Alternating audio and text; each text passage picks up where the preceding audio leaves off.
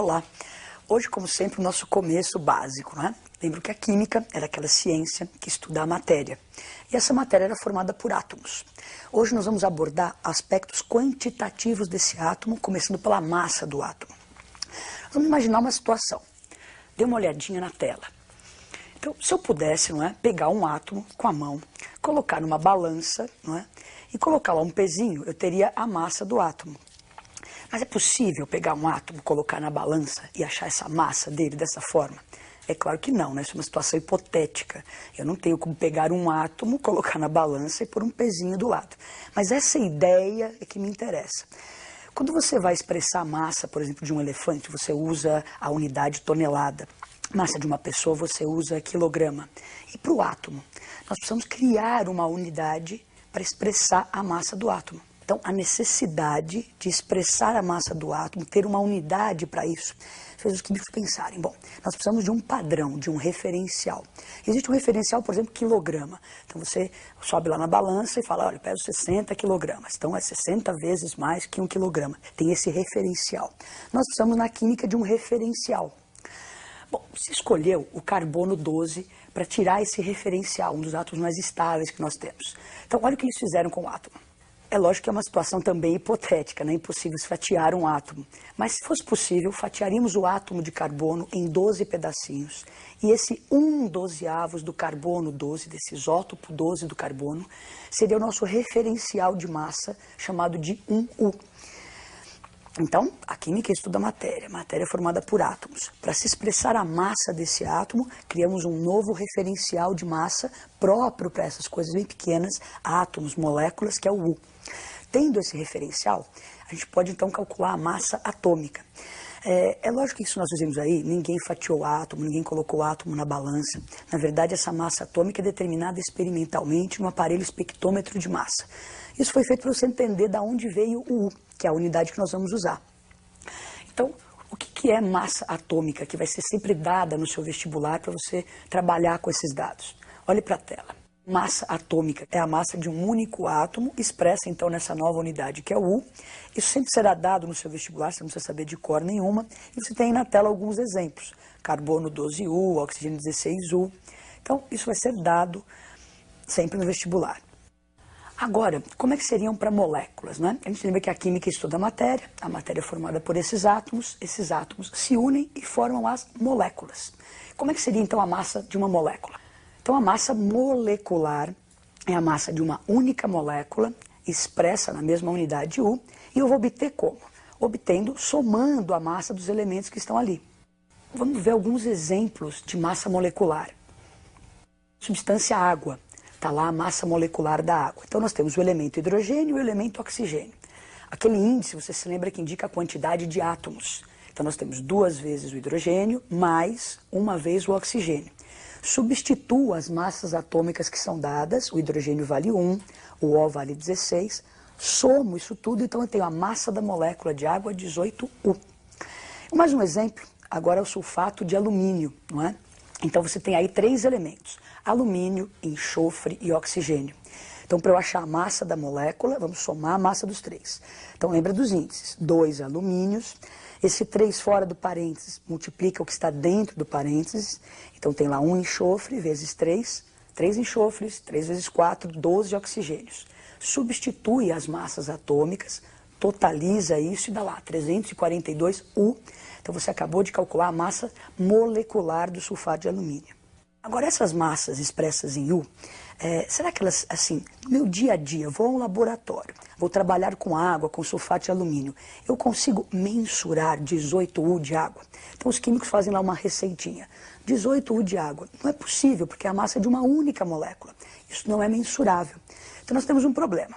Temos massas de átomos, massas de moléculas expressas nessa unidade própria para isso que é o U. Só que essa unidade não é mensurável, não dá para eu trabalhar com ela no meu dia a dia. E se você pensar em você fazendo um alimento na sua casa, vou fazer uma torta, então eu preciso de quantidade de farinha que eu possa medir, não em quantidades hipotéticas. Então 18U não é possível medir. Então os químicos têm um problema.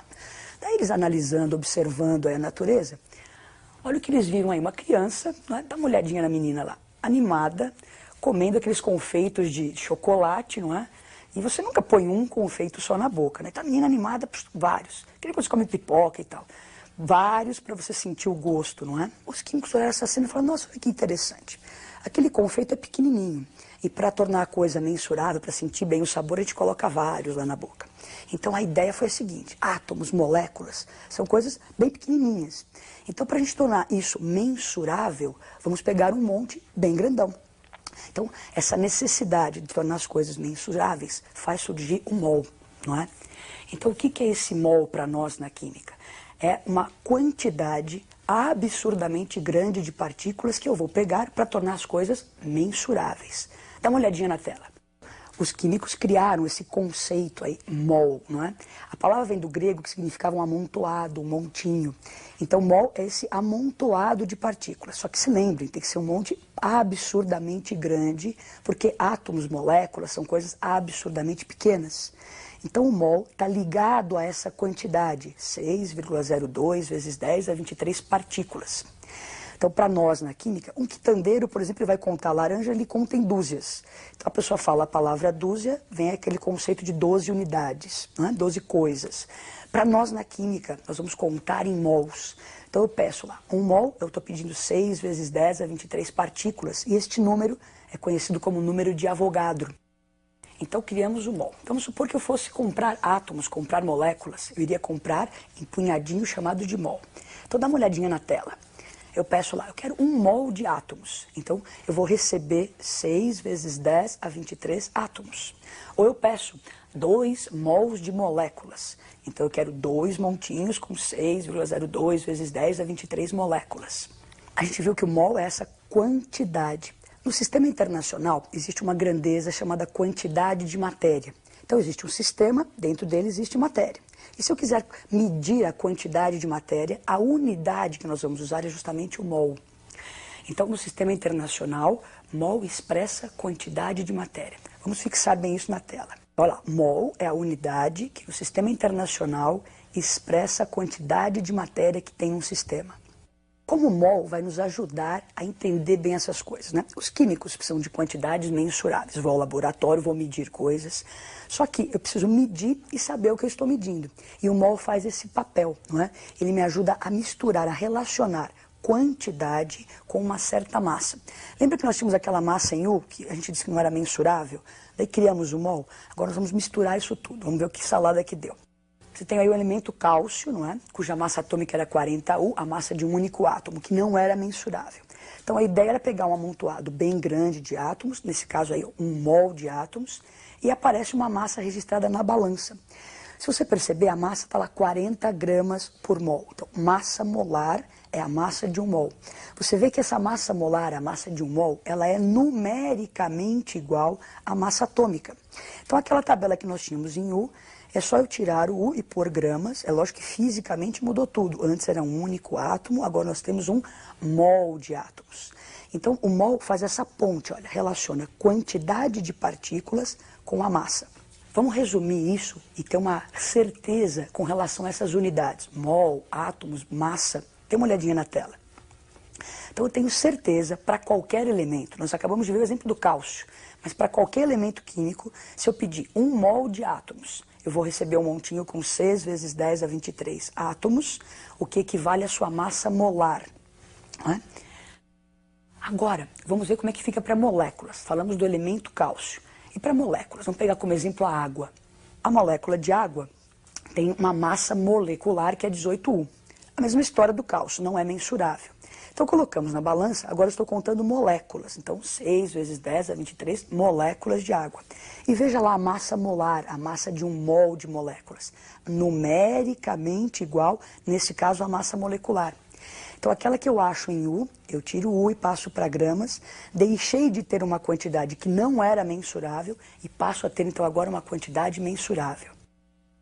Vamos resumir então. Já vim para átomos, como é que fica para moléculas agora essa relação? Eu tenho certeza, se eu pegar 1 mol de moléculas, eu estaria pegando 6,02 vezes 10 a 23 moléculas, o que equivale ao que é chamado de massa molar, expressa sempre em gramas por mol. Vamos ver o que pode acontecer agora com alguns gases em algumas situações, não é? Então, nós estamos falando de mol, de quantidade. Vamos pensar na quantidade de gás. Vamos dar uma olhadinha nesse desenho muito bonitinho aqui, ó. Então nós temos um rapaz na praia, então ao nível do mar, a pressão atmosférica 1 atm, dentro de uma câmara frigorífica a 0 graus, ele está segurando uma bexiguinha para passar o seu calor, tem lá 1 mol de um gás. Então eu tenho 1 mol de um gás a 0 graus a 1 atmosfera. Então aquela bexiga vai ocupar um volume, que nós vamos chamar justamente de volume molar. Volume molar de um gás no que se chama de condições normais de temperatura e pressão, CNTP. Então a temperatura 0 graus, a pressão de 1 atmosfera, aquela bexiga iria ocupar um volume de 22,4 litros. Então, sempre que nós tivermos gases nessas condições normais de temperatura e pressão, o volume molar, o volume de 1 mol desse gás, será sempre 22,4 litros. Vamos fixar isso olhando para a tela. Então nós temos 1 mol de moléculas, 6 vezes 10 a 23 moléculas, equivalem à massa molar, isso tudo nós já tínhamos visto. Agora, se ainda for um gás e estiver na CNTP, ainda posso dizer que ele vai ocupar 22,4 litros. Bom, então nós damos uma olhada nessa coisa de quantidade que é mol. Vamos fazer um exercício para ver se a gente aprendeu a relacionar essas quantidades, essas unidades, mol, átomos, moléculas, gramas. Vamos ler o exercício. Então, no exercício diz assim: quantas moléculas de butano existem em um isqueiro contendo 5,8 gramas dessa substância? Se você observar nos dados, não é? Ele coloca o número de Avogadro 6 vezes 10 a 23. Sempre olha no seu vestibular que ele pode dar arredondando 6, 10 a 23 ou usar o 0,2. Habitualmente não se usa o 0,2. Então, fique atento a esse detalhe aí. E as massas do carbono e hidrogênio. Então, vamos lá para a resolução. A nossa dúvida, não é proposta, ele quer saber quantas moléculas existem em 5,8 gramas. Eu vou precisar, antes de resolver essa dúvida, calcular a massa molar do butano. Então temos aí para calcular a massa molar, você se lembra que a gente tem que somar, não é? Então 4 vezes o carbono, 10 vezes o hidrogênio, dá uma massa que é 58 gramas por mol. Então, a nossa dúvida era quantas moléculas em 5,8 gramas. Agora vem com a nossa certeza, aquilo que nós acabamos de aprender. Na química, se eu pegar um amontoado de 6 vezes 10 a 23 moléculas, então moléculas embaixo de molécula, isso equivale à massa molar, que é 58 gramas no caso dessa substância. Então a dúvida, a certeza, multiplicamos incluso comparando essas coisas e encontramos então 6 vezes 10 a 22 moléculas. Bom, essa matéria, é bom que fique claro que você tem que treinar bastante, fazer exercícios, não é? Encarar os exercícios como transformações de unidades, que nem aí ele me deu massa, queria saber moléculas, saber bem aquelas relações, ler com atenção, dúvida comparado com a certeza e boa sorte. Até a próxima.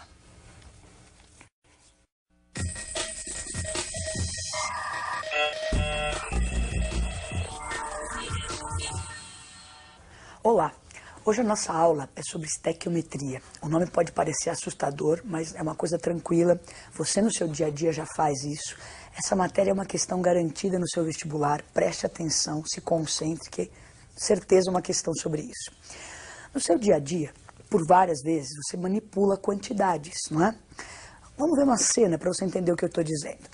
Hoje à tarde, você animado lá fazendo um bolo. Dá uma olhadinha na tela. Você ou sua mãe começam a pegar lá um copo de leite, xícaras de farinha, não é? Então você está manipulando quantidades. Você vai seguindo uma receita e dá um bolo maravilhoso. Vamos supor que você convidou mais alguém e fala assim, nossa, acho que eu vou dobrar a receita. Então quando você vê uma receita de um bolo, ela tem 2 aspectos. Ela dá qualidade, quem são os ingredientes, e te dá quantidades. Se você vai dobrar a receita, você dobra a sua farinha? Claro que não, você dobra tudo para manter uma coisa chamada proporção. Na química, a mesma coisa. Um químico é como sua mãe ou você fazendo um bolo. Nós vamos ao laboratório e vamos manipular a matéria. Vamos manipular quantidades, não é? Então essas quantidades têm uma proporção que deve ser seguida. Assim como a sua mãe olha a receita, nós na química precisamos de uma receita. Aonde na química encontra-se essa receita? Na equação química. Dá uma olhadinha na equação como exemplo. Então você olha para uma equação, você vê nitrogênio reagindo com hidrogênio, produzindo amônia. Por enquanto a equação não está balanceada, então eu tenho aí os aspectos qualitativos.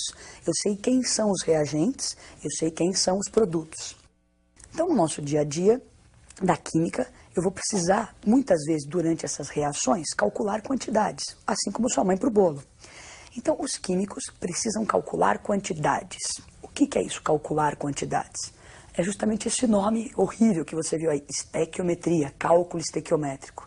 Então, o que é esse cálculo? Dá uma olhadinha na tela.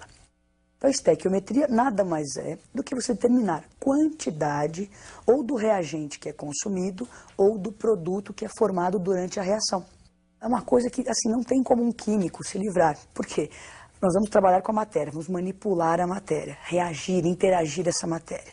Qualquer cálculo que envolva quantidades dessas substâncias vai ser chamado de cálculo estequiométrico. Então, vamos supor que a sua mãe tem lá a receita de bolo. Ela tem a quantidade de leite e de farinha. Quando ela vai dobrar, ela faz isso rapidamente, essa conta rapidamente, não é? Então ela tem a certeza, ela vai dobrar, ela tem uma pequena dúvida e compara com essa certeza, com esse referencial. Para nós na química, então, nós dissemos que esse referencial vem da equação. Só que para eu ter quantidades, eu preciso ter equação perfeitamente balanceada, como ela está agora na tela. Então eu tenho lá, o nitrogênio reage com o hidrogênio e produz amônia. Com o balanceamento, aparecem esses números que são os coeficientes, não é? Esses coeficientes nos dão uma noção da quantidade que eu vou precisar de cada uma dessas substâncias. Se você olhar a próxima tela, você vai ver que esses coeficientes nos dão a proporção em mols. Então, esse coeficiente 1, ele me dá a proporção. 1 mol de nitrogênio irá reagir com 3 mols de hidrogênio e irá produzir 2 mols de amônia. Então, você vê, nós já aprendemos na outra aula, na aula anterior, que 1 mol, ele equivale a uma certa quantidade. E quando eu tenho mol, dá para relacionar com outras quantidades. Vamos lembrar um pouquinho da aula anterior, então. Olha na tela. Quando você faz o balanceamento e você tem a certeza em mols, é bom que você se lembre que aquele mol é uma quantidade, mas que eu também posso relacionar com um certo número de moléculas, com a massa molar, e que se for um gás com um certo volume, que é o 22,4 litros. Então, ter o mol no balanceamento, indiretamente, é ter moléculas, é ter massa, é ter volume. Vamos relembrar o que a gente já contou agora. Cálculo estequiométrico é esse cálculo de quantidades. Assim como a sua mãe calcula quantidades quando vai dobrar a receita, os químicos também vão calcular quantidades. Então, nós precisamos de uma receita que tenha qualidade e quantidade. Para nós, na química, essa receita é a própria equação balanceada. Então, sempre que você lê um exercício e ele questionar quantidades das substâncias, você vai precisar ter a equação da reação dessas substâncias perfeitamente balanceada e organizar a sua dúvida usando essa própria equação. Então, a nossa certeza, a nossa receita na química está na equação. Vamos fazer um exemplo agora? Então, vamos fazer alguns exercícios, na verdade, para treinar esse cálculo estequiométrico, que é uma coisa importante, não se esqueça. Então, vamos pegar o primeiro exercício. Quantos mols de N2 são necessários para produzir 5 mols de NH3? Então, olha só, eu estou questionando quantidades, mols de N2 e mols de NH3. Para resolver, então eu preciso primeiro da equação. Então está ali a equação perfeitamente balanceada. E se lembre, vamos pegar a dúvida primeiro. Então o exercício perguntava, quantos mols de N2? Você vai montar o problema embaixo da equação. Você usa a equação para resolver o problema. Então N2, coloquei lá embaixo X mols. Quantos de N2 para produzir os 5 de NH3? Então embaixo do NH3 estão lá os 5 mols. Agora, essa é a minha dúvida. Eu preciso compará-la com a certeza. Aonde nós químicos vamos buscar essa certeza? No balanceamento da equação. Então agora aparece a certeza sempre dada em mols. Então, ali 1 de N2, 1 mol de N2 produz 2 mols de amônia. Então eu tenho a certeza, a dúvida, multiplicamos em cruz e temos lá 2,5 mols de N2. Isso foi um pequeno exemplo, leve. Agora nós vamos fazer outros exemplos. Esse primeiro nós relacionamos mols. Vamos misturar agora massa, volume. Então vamos fazer outros exemplos. Mais um exercício para você. Então, quantos gramas de amônia serão produzidas a partir de 12 gramas de H2? Ele tem como dado já nesse exercício as massas molares do hidrogênio e da amônia. Então, olha lá, gramas de amônia deu grama de H2. Então, agora nós vamos tratar de massa. Vamos para a resolução. Então, a mesma equação, nós estamos trabalhando com a mesma ainda. Então, agora a nossa dúvida era quantos gramas de amônia, então embaixo de amônia X gramas, serão produzidas quando eu consumir 12 gramas de hidrogênio. Então, estão lá as 12 gramas do hidrogênio embaixo do hidrogênio. Você vê que eu não dou nenhuma quantidade, não perguntei nada do N2, ele não participa do cálculo. Então agora está minha dúvida em gramas. E a gente diz que tem que procurar comparar a dúvida com a certeza. A certeza está no balanceamento. Só que o balanceamento dá certeza em mols. Então, como é que eu posso expressar mols em gramas? Com a massa molar. Então ali de H2 eu tenho 3 mols. Então eu vou precisar, a massa molar já foi dada, era 2 gramas. 3 mols, 3 vezes 2 gramas. Então nós estamos expressando mol em gramas. No caso da amônia, 2 mols, 2 vezes 17 gramas. Multiplicamos em cruz, e daí você tem a resposta: 34 gramas de amônia. Você acabou de ver um exercício em que as relações trabalhavam com a massa. Então lembra, dúvida, certeza, estava em mols, eu transformei mol em gramas. Então você tem que criar uma metodologia para resolver os exercícios. Ler com atenção, ter a equação perfeitamente balanceada, pegar os dados do problema, encaixar embaixo da equação das substâncias que estão sendo tratadas, comparar aquela dúvida com a certeza. Se a certeza não for em mol, é isso que nós fizemos, transformem o mol na unidade que for necessária. Nós vamos fazer mais 2 exercícios. Então, vamos ao exercício. Leia a tela comigo. Uma das maneiras de impedir que o SO2, você se lembra, óxido de enxofre, que ele seja liberado para a atmosfera, é tratá-lo previamente com óxido de magnésio em presença de ar, como equacionado a seguir. Então, no exercício ele dá já pronto para a gente aí as massas molares do óxido de magnésio, que é o MgO, e do dióxido de enxofre, que é o SO2. Então, tem as massas molares dadas. Vamos para a equação. Então, na equação, você observa o óxido de magnésio reagindo com dióxido de enxofre, presença de ar, formaria então sulfato de magnésio. Então nós estaremos retirando o SO2, impedindo que o SO2 fosse lançado no ar. Agora ele quer saber o seguinte: quantas toneladas de óxido de magnésio são consumidas no tratamento de 9,6 vezes 10 a terceira toneladas de SO2? Então, resumindo, ele dá toneladas de SO2 que serão lançadas possivelmente numa indústria e quer saber quantas toneladas de óxido de magnésio ele vai precisar para reagir com o SO2. A minha dúvida, não é? Quantas toneladas do MgO para reagir com 9,6 dessa terceira toneladas de SO2. Vamos para a resolução, então. Daí eu vou minha certeza. A certeza, você se lembra, que está no balanceamento da equação. Então, ali não tem nenhum número, quer dizer, 1 mol de cada uma das substâncias. Então, 1 mol, para se expressar em massa, lembra que tem a massa molar. Então, 1 mol do MgO, 40 gramas. 1 mol do SO2, 64 gramas. Você fala, nossa, mas está confuso, é grama, tonelada? Aí a proporção se mantém, eu posso calcular dessa forma que o resultado será o mesmo, a proporção entre as massas vai se manter. Se você transformar, vai dar a mesma coisa. Então, multiplicando em cruz, nós vamos encontrar a resposta, que dá lá, ó, 6 vezes 10 a terceira toneladas de óxido de magnésio, resposta letra D. Agora nós vamos fazer mais um exercício. Essa matéria, como já dissemos, é extremamente importante, tem que se treinar, fazer exercícios. Há uma gama muito grande de possibilidades, então só o treino vai te dar essa segurança para fazer bem a sua prova no vestibular. Então, mais um exercício. Combustível e importante reagente na obtenção da amônia e de compostos orgânicos saturados, o hidrogênio pode ser obtido por essa reação. Então você tem NaH, que é o hidreto de sódio, reage com água, formaria o hidróxido de sódio, que é o NaOH, e o gás hidrogênio, que é aí que nós estamos questionando, que é um importante combustível. A pergunta: quantos litros deste gás, nas condições ambiente, podem ser obtidos pela hidrólise de 60 gramas de hidreto de sódio? Então você já tem a equação, ela já está balanceada, e tem os dados do exercício, né? Volume molar, você vê que nós não estamos na CNTP. Então, nessas condições que ele diz ambiente, ele nos dá o volume molar, que é 24,5 litros por mol. E também já temos a massa molar do NaH, do hidreto de sódio, 24 gramas por mol, e as alternativas. Então, vamos lá. Primeira coisa para resolver o exercício. A equação, nós já temos, ela já está balanceada. Você copia a equação. Vamos ler o exercício, pega-se os dados e encaixa embaixo da equação. Então ele queria saber quantos litros do gás seriam produzidos se eu partir de 60 gramas do hidreto. Então lá, X litros, 60 gramas. Agora aquela coisa, a dúvida, vou comparar com a certeza. De novo, aí no balanceamento não aparece nada, eu subentendo 1 mol de cada substância. Então 1 mol do hidreto, eu tenho que expressá-lo em gramas, porque a minha dúvida está em gramas. Então, 1 mol, a massa molar do hidreto era 24. Do outro lado, a minha dúvida está em litros. Então, eu vou expressar o mol em litros. E 1 mol desse gás nas condições ambientes, 24,5 litros.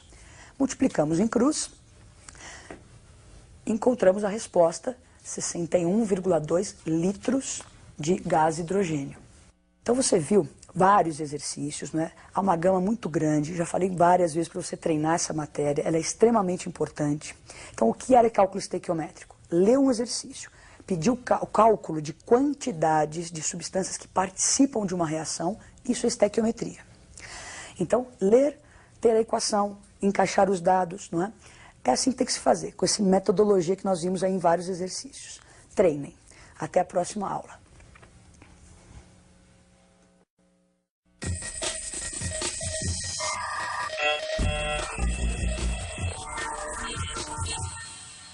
Olá! Lembra do nosso velho começo, não é? A química, aquela ciência que estuda a matéria era formada por átomos, e nós vimos que esses átomos na natureza estão combinados através das ligações, buscando maior estabilidade. Então nós aprendemos ligação iônica, covalente. Lembrando da ligação iônica, nós tínhamos lá um metal, um não metal, alguém com vontade de doar elétrons, alguém com vontade de receber. Quando havia essa troca de elétrons, surgiam as cargas, não é? Os íons, partículas com carga.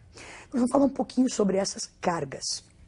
Vamos dar uma olhadinha na tela. Então tá lá, olha, NaCl, o Na tem uma carga positiva mais 1, o Cl negativa menos 1. Então deu, recebeu. Essa carga, a partir de agora, nós podemos chamá-la de número de oxidação, ou carinhosamente de NOx. Então NOx, ou número de oxidação, é essa carga que surge quando os elementos estão combinados. Agora, se você olhar o outro exemplo, H2, a ligação é covalente. E nesse exemplo, com átomos iguais, 2 hidrogênios. Então não há a diferença de eletronegatividade entre eles, portanto não temos carga. Então aí a carga seria zero, uma partícula sem carga. A nossa aula agora vai o seguinte, nós vamos aprender a determinar o NOx das espécies químicas. Então você vai fazer um exercício, determine o número de oxidação dos elementos abaixo. Você pode ter 3 tipos de espécies químicas. Uma substância simples, uma substância composta ou íons. Então o que nós vamos fazer agora é aprender a determinar a carga, o NOx, dessas 3 coisas. Substância simples, composta e íon. Vamos para a tela e observar essas regrinhas. Regrinhas que você vestibulando tem que saber de cor. A gente costuma brincar, fala que de cor é de coração. Guarde elas no seu coração e na hora do vestibular elas estarão lá. Então olhe para a tela. Regrinhas para determinar o NOx, o número de oxidação. Toda substância simples vai ter carga zero. Então lembra que era uma substância simples, composta e íons. Então substância simples, zero. Quando você tem uma substância composta, você vai ter várias regrinhas dentro dessa subdivisão aí. Então metais alcalinos, eu coloquei os mais importantes aí, o sódio, o potássio, mas são todos os metais alcalinos. E a prata tem carga sempre mais 1. Os alcalinos terrosos, os mais importantes, magnésio e cálcio, e o zinco, terão carga sempre mais 2. O alumínio tem carga sempre mais 3. Você pode se perguntar, nossa, mas por que 1, por que 2, por que 3? Você se lembra da aula de tabela periódica. Os metais alcalinos têm 1 elétron na última camada, então na família 1A. Os alcalinos terrosos têm 2 elétrons na última camada. O alumínio tem 3 elétrons. Sendo metais, gostam de doar o que tem na última camada. Por isso a carga ser mais 1, mais 2 e mais 3. O hidrogênio, ele normalmente, né, na maioria das vezes, tem essa carga mais 1, quando ele está ligado principalmente a não metais. Pode acontecer, é uma exceção, o hidrogênio está ligado a um metal, daí sua carga seria menos 1. Então, o oxigênio também, na maioria dos compostos, tem uma carga que é menos 2. Calcogênios, principalmente o oxigênio e enxofre, e os halogênios, flúor, cloro, bromo e iodo, quando estiverem na ponta direita de uma molécula, principalmente um pouquinho, olha, nós estamos falando das regras para determinar o NOx. Então, isso daí é uma regrinha. Então, o calcogênios e halogênios, a regra só vale para esses indivíduos quando estiverem na ponta direita. Então, os calcogênios valem menos 2 e os halogênios valem menos 1, só na ponta direita. Nós acabamos de ver as regrinhas de substâncias compostas. Muitos elementos estão faltando, a gente tem só alguns elementos na regra. Então, uma substância composta, o somatório do NOx total, quer dizer, a soma da carga total tem que dar 0. Então, uma substância composta tem carga total 0. Nós vamos pegar um exemplo do carbonato de sódio para mostrar isso, né? E os exercícios são mais ou menos nesta linha. Então você tem aí o carbonato de sódio. Pelas regrinhas, nós vimos que o sódio tem carga +1 e que o oxigênio tem carga -2. Eu não sei a carga do carbono, preciso descobrir a carga do carbono. Bom, como eu tenho 2 átomos de sódio nessa estrutura, então eu vou fazer 1 vezes 2, e ali em cima então eu vou escrever a carga total de cada elemento. Então o sódio contribui com +2. -2 vezes 3 átomos de oxigênio, eu tenho uma carga total do oxigênio que é -6. Esse somatório da carga total, nós sabemos que tem que dar 0 por ser uma substância composta. Então imagine que número que eu coloco ali no carbono, né, que quanto que o carbono contribui para que a soma dê 0. Então, mais 4. Então, como só tem um átomo de carbono, o NOx do carbono nessa estrutura é mais 4. Então, agora nós vamos ver os íons, né? Primeiro caso, o íon simples. Então, íon é a partícula que tem carga. Simples porque tem só um elemento. NOx é a carga do íon, quando eu tenho um íon simples. Então, o NOx é a própria carga. Agora, quando tiver um íon composto. Então, íon, partícula que tem carga, composto porque tem mais de um elemento. Tem o S e o O.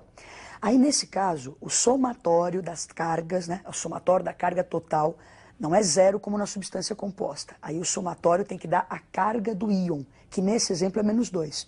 Então, vamos fazer a continha. Como é que eu calcularia o NOx do enxofre, do oxigênio, nesse íon, SO4 e 2-. Então, você sabe que o oxigênio, está na regra, ele vale -2. Vezes 4, a carga do oxigênio nessa estrutura é -8. Como é um íon composto, o somatório tem que dar a carga do íon, que é -2. Então, quanto vale o enxofre nessa estrutura? Bom, para que a soma dê -2, o enxofre vale mais 6. Bom, então vamos fazer uma experiência para demonstrar uma reação de oxirredução. Então, você tem aqui dicromato de amônio, essa cor alaranjada é característica do dicromato, e temos aqui uma raspinha de magnésio. Nós vamos colocar fogo no magnésio, a combustão do magnésio vai liberar calor, que vai aquecer o dicromato, e nós vamos ver o fenômeno então que vai gerar aí. Olha lá, cuidado, não façam isso na sua casa sem o auxílio de um adulto, não é? Ou nem façam. Então, o magnésio queima com uma luz muito bonita, muito intensa, não é? Uma experiência bonitinha, a gente fala que parece um vulcãozinho. Então libera gás aqui, ó, você consegue ver umas fuligenzinhas. É muito bonitinha.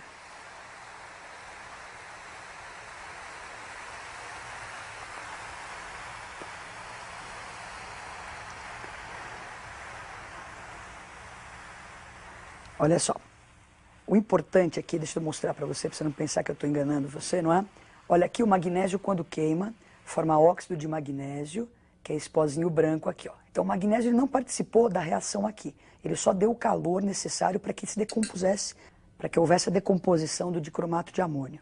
Então olha só, nós tínhamos algo que era laranja e ele ficou verde, não é? Então essa mudança de cor é uma característica que nós vamos comentar daqui a pouquinho. Então olha só, olhem para a tela. Vamos equacionar as reações que aconteceram ali. Nós temos o magnésio, uma primeira reação, ele queima com o oxigênio do ar, formando óxido de magnésio, aquela coisinha branca que sobrou ao final. E a outra reação, que aconteceu com o calor liberado pela primeira, então está lá o dicromato de amônio, ele se decompõe em óxido de cromo, nitrogênio e vapor de água. Então aquele pó verde que sobrou é o óxido de cromo 3. E o gás que foi liberado ali, nitrogênio e vapor de água. Então você conseguiu, olhando para essa reação, equacionando a reação ali no quadro, você conseguiu enxergar os elétrons? Nós não conseguimos, não temos essa visão além do alcance, né, para enxergar elétrons numa reação. Mas o NOx é a carga, e essa carga está ligada ao número de elétrons de um elemento. Então, com a ajuda do NOx, nós vamos poder observar o que acontece com os elétrons durante essas reações que nós fizemos aqui. Vamos dar uma olhadinha no NOx dos elementos que participaram das reações. Olha lá. Nós temos o magnésio, substância simples, tem carga 0. O oxigênio, também substância simples, também tinha carga 0. O real que formamos, o óxido de magnésio, é uma substância composta. O magnésio alcalino terroso vale +2 e o oxigênio vale -2. Então, se você observa a reação, a substância entra de um jeito e sai do outro. Quer dizer, a carga, houve variação da carga, variação do NOx. Isso implica que o número de elétrons sofreu modificação. Então, o NOx é uma forma de você perceber o que ocorreu com os elétrons. Então, olha só, olhamos para a reação, vimos a variação do NOx. Isso indica que a reação é de óxido-redução. Então, uma reação em que ocorre transferência de elétrons, em que há variação do NOx, eu vou chamá-la de óxido-redução. Então, o que eu disse, você não consegue enxergar os elétrons para ver se houve ou não transferência de elétrons. Então, você faz o quê? Determina o NOx. Então, para gravar bem, olha para a tela lá. Então, uma reação de óxido-redução é aquela que tem transferência de elétrons, variação do NOx. Agora, nós vamos olhar de novo a reação e vamos especificar o que aconteceu com o magnésio e com o oxigênio. Nós vimos que é uma reação de oxidação, variou o NOx. Então, vamos olhar de novo para a reação. Então, tá lá, magnésio com carga zero, oxigênio zero, 2 mais e 2 menos. Então, vamos ver o que aconteceu exatamente com o magnésio. Então, a próxima tela vai te mostrar lá, o magnésio, que tem carga zero, foi para magnésio 2 mais. Então, o número de oxidação, o NOx, aumentou. Isso caracteriza o quê? Se ele tinha carga zero, prótons era igual a elétrons. Se ele ficou positivo, ele doou, ele perdeu elétrons. Então, durante essa reação, aconteceu uma oxidação. Então, o que é oxidar? É quando o elemento dá elétrons, o seu NOx aumentou. Então, o NOx aumentou, o elemento oxidou. Daí, o que aconteceu com o oxigênio? Vamos ver a próxima tela. Ele era zero, foi para menos 2, então a sua carga, o seu NOx, diminuiu. Isso caracteriza que ele recebeu elétrons. Esse processo em que o elemento recebe elétrons é chamado de redução. Então, oxidação, quando ele oxida, ele doou. Redução, quando ele reduz, ele recebe elétrons. Nós já sabemos o que é uma oxidação, já sabemos o que é uma redução.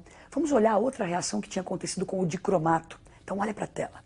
Nós temos ali o dicromato, onde o cromo tem carga mais 6. E do outro lado, no produto, nós temos o cromo, o óxido de cromo 3, onde o cromo tem carga 3. Então, uma outra característica das reações de óxido-redução é essa mudança de cor.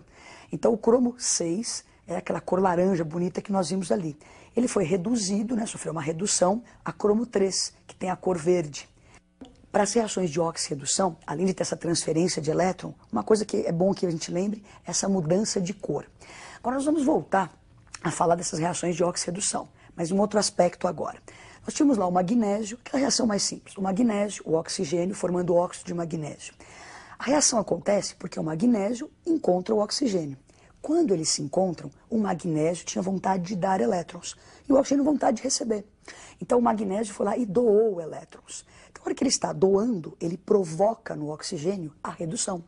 E ao contrário, o oxigênio, a hora que recebe o elétron, provoca no magnésio a oxidação. Meio confuso isso, né? Mas nós vamos organizar isso direitinho. Esse provocar, a gente chama de agente oxidante e agente redutor. Vamos organizar essa bagunça toda na tela. Olha lá. Nós tínhamos lá o magnésio, que vai de 0 para mais 2. Ele, magnésio, oxidou. A hora que ele dá, ele provoca no oxigênio a redução. O oxigênio de 0 para menos 2 recebeu. Ele provocou no magnésio a vontade de dar. Então, quem é o agente oxidante, quem é o agente redutor? Vamos ver a próxima tela. O agente redutor é a substância que contém o elemento que sofre oxidação. O agente redutor é aquela substância que provoca a redução. Então, olha, a substância sofre oxidação, provoca a redução. Então, no nosso exemplo, o redutor é o magnésio. Quem é o agente oxidante, né? Então, o agente oxidante é a substância que contém o elemento que sofre redução. Quer dizer, é a substância que provoca a oxidação. Então, olha, eu provoco a oxidação, eu sofro redução.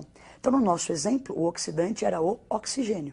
Nós aprendemos hoje a determinar o NOx, aprendemos a identificar uma reação de óxido-redução. Lembre-se que uma reação de óxido-redução é aquela que tem a transferência de elétrons, a variação do NOx.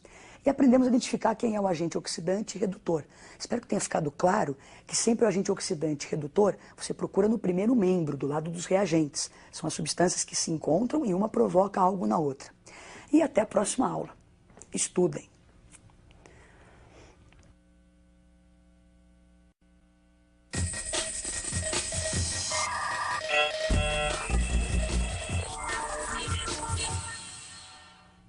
Olá!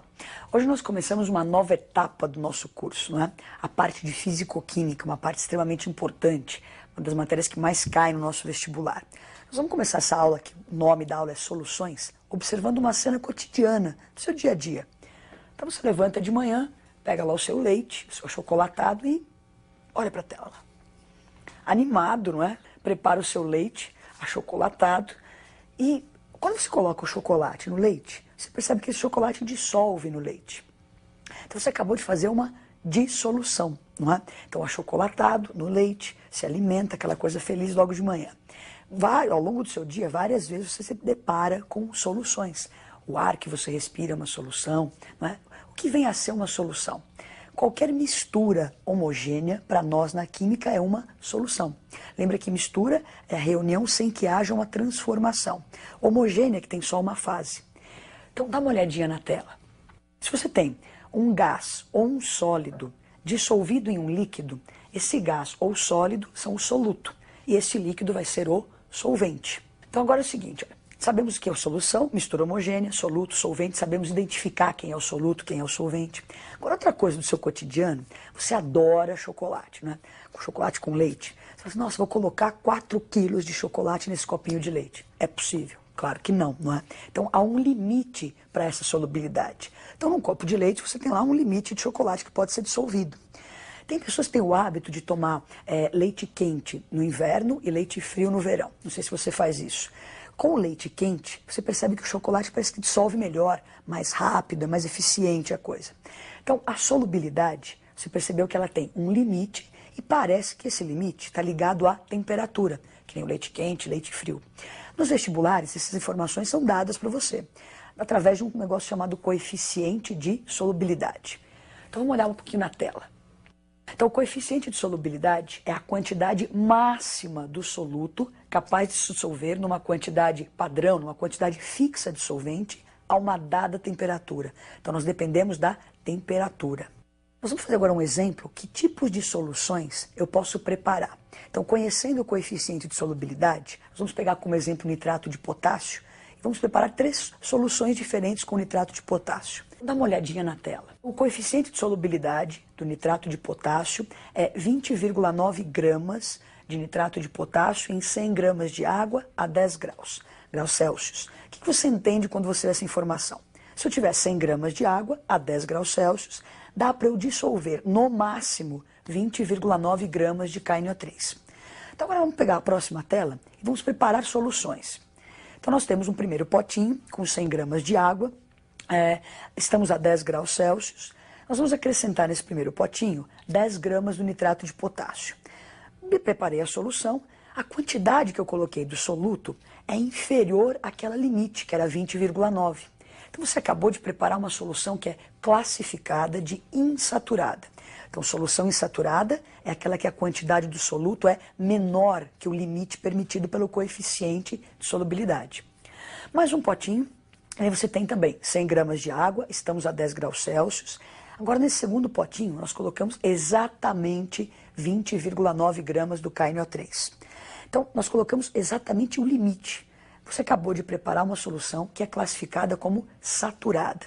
Então, solução saturada é aquela que está no limite. Um terceiro potinho, 100 gramas de água a 10 graus Celsius. E agora nós colocamos 25 gramas do KNO3. Quer dizer que nós ultrapassamos o limite da solubilidade. Você percebe que se forma um corpo de fundo, não é? Você ultrapassa o limite, não vai se dissolver tudo. Só dissolve 20,9. Então, nós temos uma solução que é saturada com corpo de fundo. Agora os químicos, né, essa solubilidade, ela oscila com a temperatura. Então os químicos falam o seguinte, bom, se a 10 graus dissolve tanto, a 20 vai dissolver quanto, e organizam esses dados, quer dizer, variando a temperatura, como varia a solubilidade, organizam isso numa curva chamada de curva de solubilidade, que nós vamos observar na tela. No nosso exemplo lá do nitrato de potássio, então nós fizemos a experiência a 10 graus. Aí você tem a curva mostrando a solubilidade desse sal em 100 gramas de água em várias temperaturas. Os pontos que formam a curva são justamente as soluções saturadas, são o limite da solubilidade em várias temperaturas. Qualquer ponto que esteja abaixo da curva, nós teremos uma solução insaturada. Bom, se você observar essa curva, ela começa a coisa crescente, a solubilidade aumenta com o aumento da temperatura. Quer dizer que a temperatura, o calor aí, foi bem-vindo, aumentou a solubilidade. Isso caracteriza uma dissolução endotérmica, uma dissolução que absorve calor. Já num outro exemplo, nós temos aí a curva de solubilidade do hidróxido de cálcio em 100 gramas de água. Olha o que aconteceu. a solubilidade vai diminuindo com o aumento da temperatura. Então, essa dissolução é uma dissolução exotérmica. Você dissolve o sal, a substância, no caso é uma base, não é? Dissolve a base em água, essa dissolução libera calor. Então, se você aquece, dificulta a solubilidade, vai ficando cada vez menor. Agora vamos imaginar uma outra situação corriqueira. Uma tia sua passando mal, nervosa, você fala assim, dá água com açúcar para ela. Então você vai lá e você poderia, de repente, por exemplo, num copinho de água, colocar uma única colher de açúcar. Ou colocar 3 colheres de açúcar. Você não sabe, será que é uma, será que é 3? Leva os 2 copinhos para ela. Se a sua tia experimentar esses 2 copinhos, que observação ela vai fazer? Meio nervosa ainda tal, mas ó, esse aqui está mais doce do que o outro. Quando você fala que está mais doce, você faz uma referência à quantidade de açúcar que existia nessa solução. O açúcar é o soluto. Então, quando você fala mais doce, para nós uma linguagem mais técnica, pode ser mais concentrado. Não é? Então, a concentração das soluções é o que nós vamos falar agora. Então, quando a gente falou do açúcar, nós fizemos uma referência ao soluto na solução. Expressar a concentração é isso, fazer essa referência do quanto tem do soluto na solução. Então, vamos dar uma olhadinha na tela. Concentração de uma solução é você fazer essa relação. Quanto tem do soluto, quantidade do soluto, quantidade da solução. Agora, o que acontece? Não é? De uma quantidade é uma coisa meio vaga. Você pode ter a quantidade expressa em massa, em volume, em mols, né, em quantidade de matéria. Então nós vamos ver agora vários tipos de concentração, onde eu vou mudar essa quantidade, a maneira de expressar a quantidade do soluto e da solução. Então, vamos ver a primeira concentração, que é justamente o título, que a letrinha, lembra, não vai se confundir com física, onde essa letrinha é trabalho na física. Para nós, na química, isso é título. Então, o título é uma maneira de expressar a concentração. Para se calcular o título, você faz a relação entre a massa do soluto e a massa da solução. Lembra que solução é a união de soluto mais solvente. Então, a massa do soluto, ela sempre vai ser menor que a massa da solução. Quando você fizer essa razão, o título fica compreendido, então, entre 0 e 1. Você não tem um título maior do que 1. Outro detalhe, se você divide massa por massa, grama por grama, você não tem unidade. Ele é um número puro adimensional. Bom, como esse título fica muito pequenininho, é hábito se multiplicar ele por 100 e expressá-lo, então, em porcentagem, que seria o título percentual. Bom, agora nós vamos ver uma outra concentração, não é? Que é a concentração em gramas por litro, bem mais importante, mais usada no nosso dia a dia. Então, olhem para a tela. Então, a concentração em gramas por litro, antigamente nós chamávamos de concentração comum. Hoje em dia tem-se o hábito de chamar a concentração pela unidade dela. Que nem título não tem unidade, tem que ter um nome, então é título. Agora, aí, concentração em grama por litro. Isso facilita o aluno, que você não tem que ficar memorizando obrigatoriamente uma fórmula. Você sabe que grama é unidade de massa, litro é unidade de volume. E lembra, então, que concentração é soluto por solução. Então, a formulinha, né, para quem gosta de fórmulas, você está lá, ó, massa do soluto pelo volume da solução. Então, se você lembrar grama por litro, você tem a fórmula, massa por volume. A unidade, grama por litro. O que significa? Você pega uma solução e lê no rótulo, temos aqui uma solução que apresenta a concentração 40 gramas por litro de NaOH, hidróxido de sódio, em água. O aluno pensa assim, bom, deve ser 40 gramas em 1 litro de água. Cuidado com isso. Não é 1 litro de água. Lembra que é massa do soluto pelo volume da solução. Como é que se prepara, então, uma solução 40 gramas por litro de NaOH em água? Então, vamos dar uma olhadinha na tela. Então, você primeiro pesa, né, 40 gramas de NaOH, põe num potinho menor e dilui com um pouquinho de água. Depois você leva para um balão volumétrico, que é o que a gente usa na química para preparar soluções. Então, supondo que eu pegue um balão de 1 litro. Então, eu coloquei aquelas 40 gramas já com um pouquinho de água, já diluído. Agora, eu completo o volume até 1 litro. Então, eu tenho uma solução que tem 40 gramas de NaOH em 1 litro de solução. Eu completei com água, não pus 1 litro de água. Espero que isso tenha ficado bem claro, é 1 litro de solução. Agora nós vamos ver uma outra concentração, extremamente importante para nós vestibulandos aí. Lembra que os químicos expressam a quantidade de matéria em mol? Então, uma das concentrações mais usadas na química é a que relaciona quantidade de matéria, número de mols, por volume. Dá uma olhadinha no quadro. Então, lá, concentração em quantidade de matéria por litro, ou seria mol por litro. Então, a quantidade de matéria, ou o número de mols do soluto, pelo volume da solução. A unidade é mol por litro. Antigamente você encontrava, você pode encontrar ainda, né? Você não deve usar, mas você pode encontrar também a unidade escrito molar. Então, mol por litro ou molar. Não é mais usual. Interessante você colocar mol por litro. Existe mais uma concentração que tem aparecido nos vestibulares, que é partes por milhão. O nome já traduz, parte por milhão. Olha para a tela. Então eu tenho lá concentração em partes por milhão. O símbolo é ppm, não é? Então é uma parte do soluto em 1 milhão da solução. Agora, nós já vimos um pouquinho de concentrações. Temos a concentração no título, a concentração em grama por litro, quantidade de matéria por litro. Nós vamos fazer um exercício falando de quantidade de matéria por litro, que é o que é mais importante. Então vamos dar uma lidinha no exercício. Sabendo-se que 100 mililitros de leite integral há cerca de 120 miligramas de cálcio. Calcule a concentração do cálcio no leite em mol por litro. O importante quando você lê isso, não é? Você observa que ele está perguntando a concentração do cálcio no leite. Então o cálcio é o soluto e esse leite é a solução. Primeiro detalhe, então, nós temos que calcular o número de mols do cálcio, número de mols do soluto. Ele nos deu a massa desse cálcio, 120 miligramas. Primeiro passo, então, transformar de miligrama para grama, porque nós trabalhamos com grama. Então, 120 miligramas é quantos gramas? 1 grama, 1000 miligramas. Então, os deram 120 gramas de cálcio, é o que eu tenho naquele copinho. Agora eu vou transformar gramas em mol. Então eu tenho lá 0,120 gramas, vou transformar isso em mol, porque eu preciso do número de mols do soluto. Eu sei que o cálcio, cada mol equivale a 40 gramas. Então multiplicando em cruz, 0,03 mols de cálcio. Agora então esse é o número de mols de cálcio que estavam naquele copo de 100 ml. Eu preciso calcular a concentração em mol por litro, em cada 1000 ml. Então se tem 0,03 mols em 100 ml, em 1000 eu vou encontrar 0,03 mols por litro. Então nós aprendemos hoje tudo sobre concentração, soluções. Façam exercício, é importante treinar, sempre treinar, é fundamental. E até a próxima aula.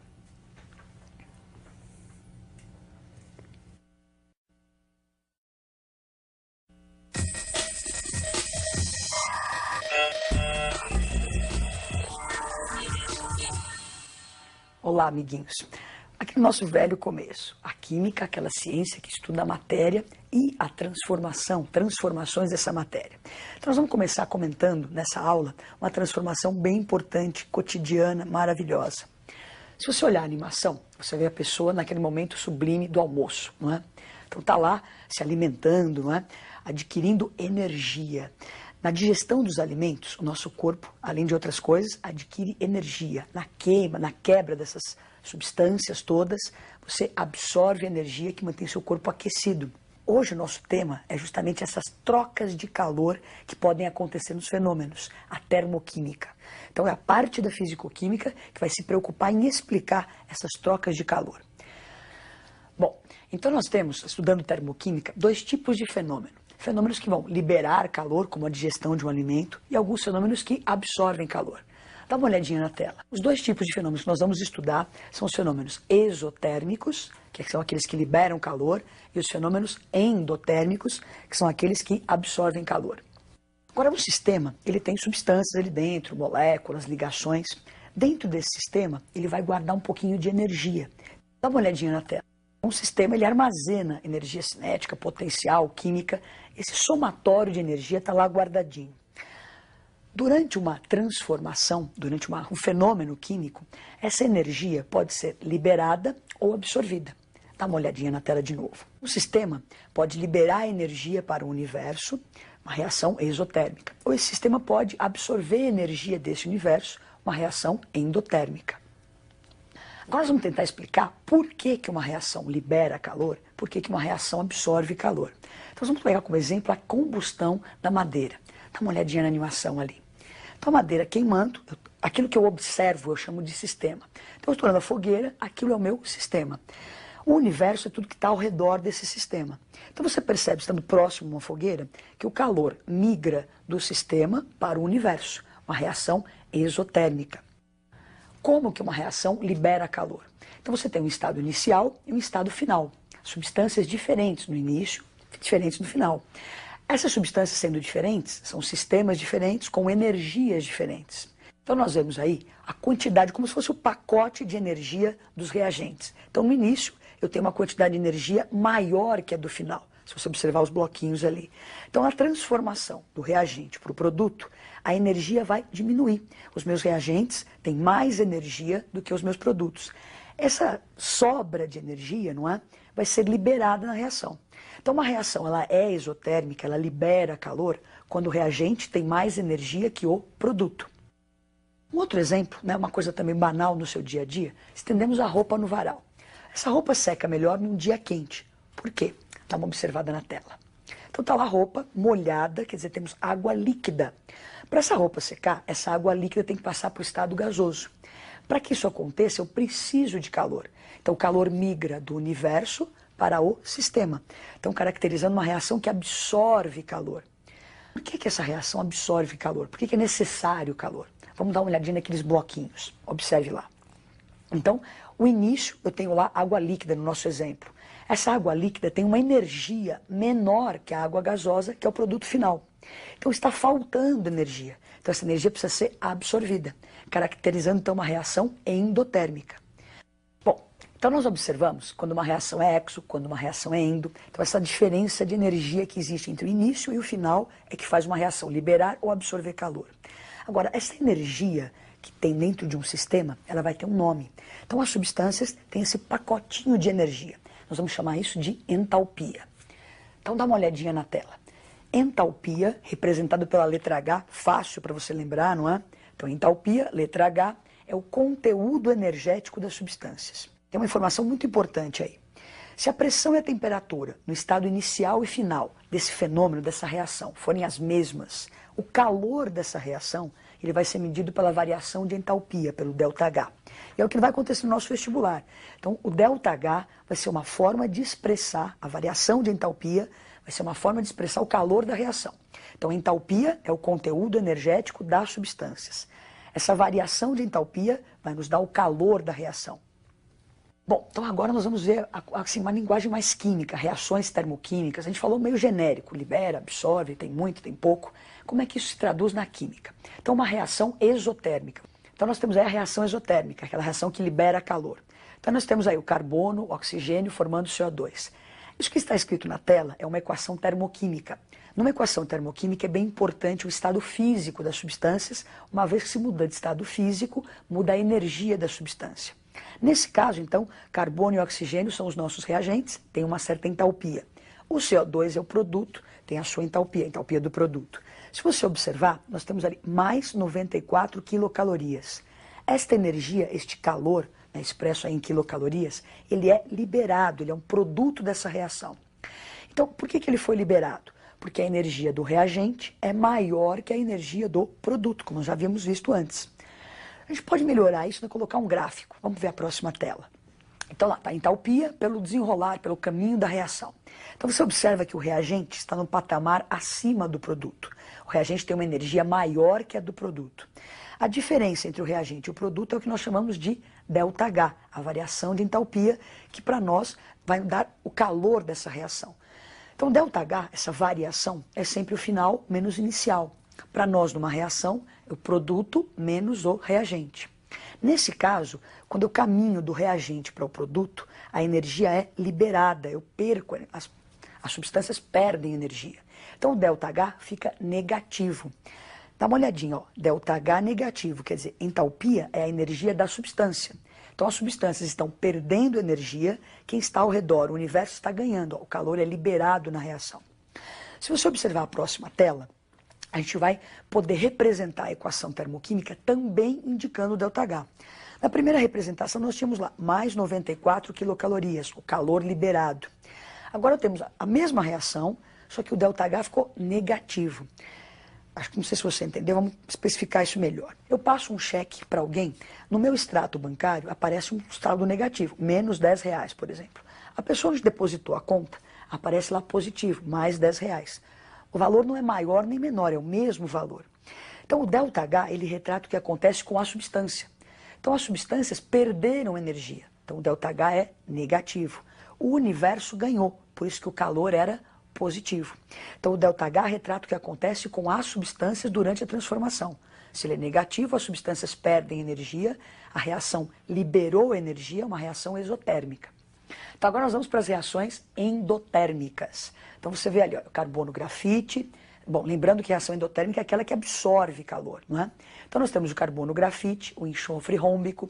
Para que essa reação ocorra, eu preciso, o calor é necessário. Você vê que ele aí está como reagente para que se forme o produto sulfeto de carbono.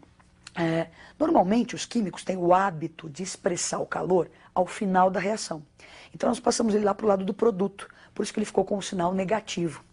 Então durante essa reação, não é, você tem a entalpia dos reagentes, ela é menor que a entalpia do produto, por isso que eu preciso de energia. Então lembra, endotérmica, a energia do reagente é menor que a do produto. Então você pode observar no gráfico entalpia pelo caminho da reação. Então nós temos o reagente com uma energia menor que a do produto. Então ao longo da reação, o reagente absorve energia, o calor é absorvido.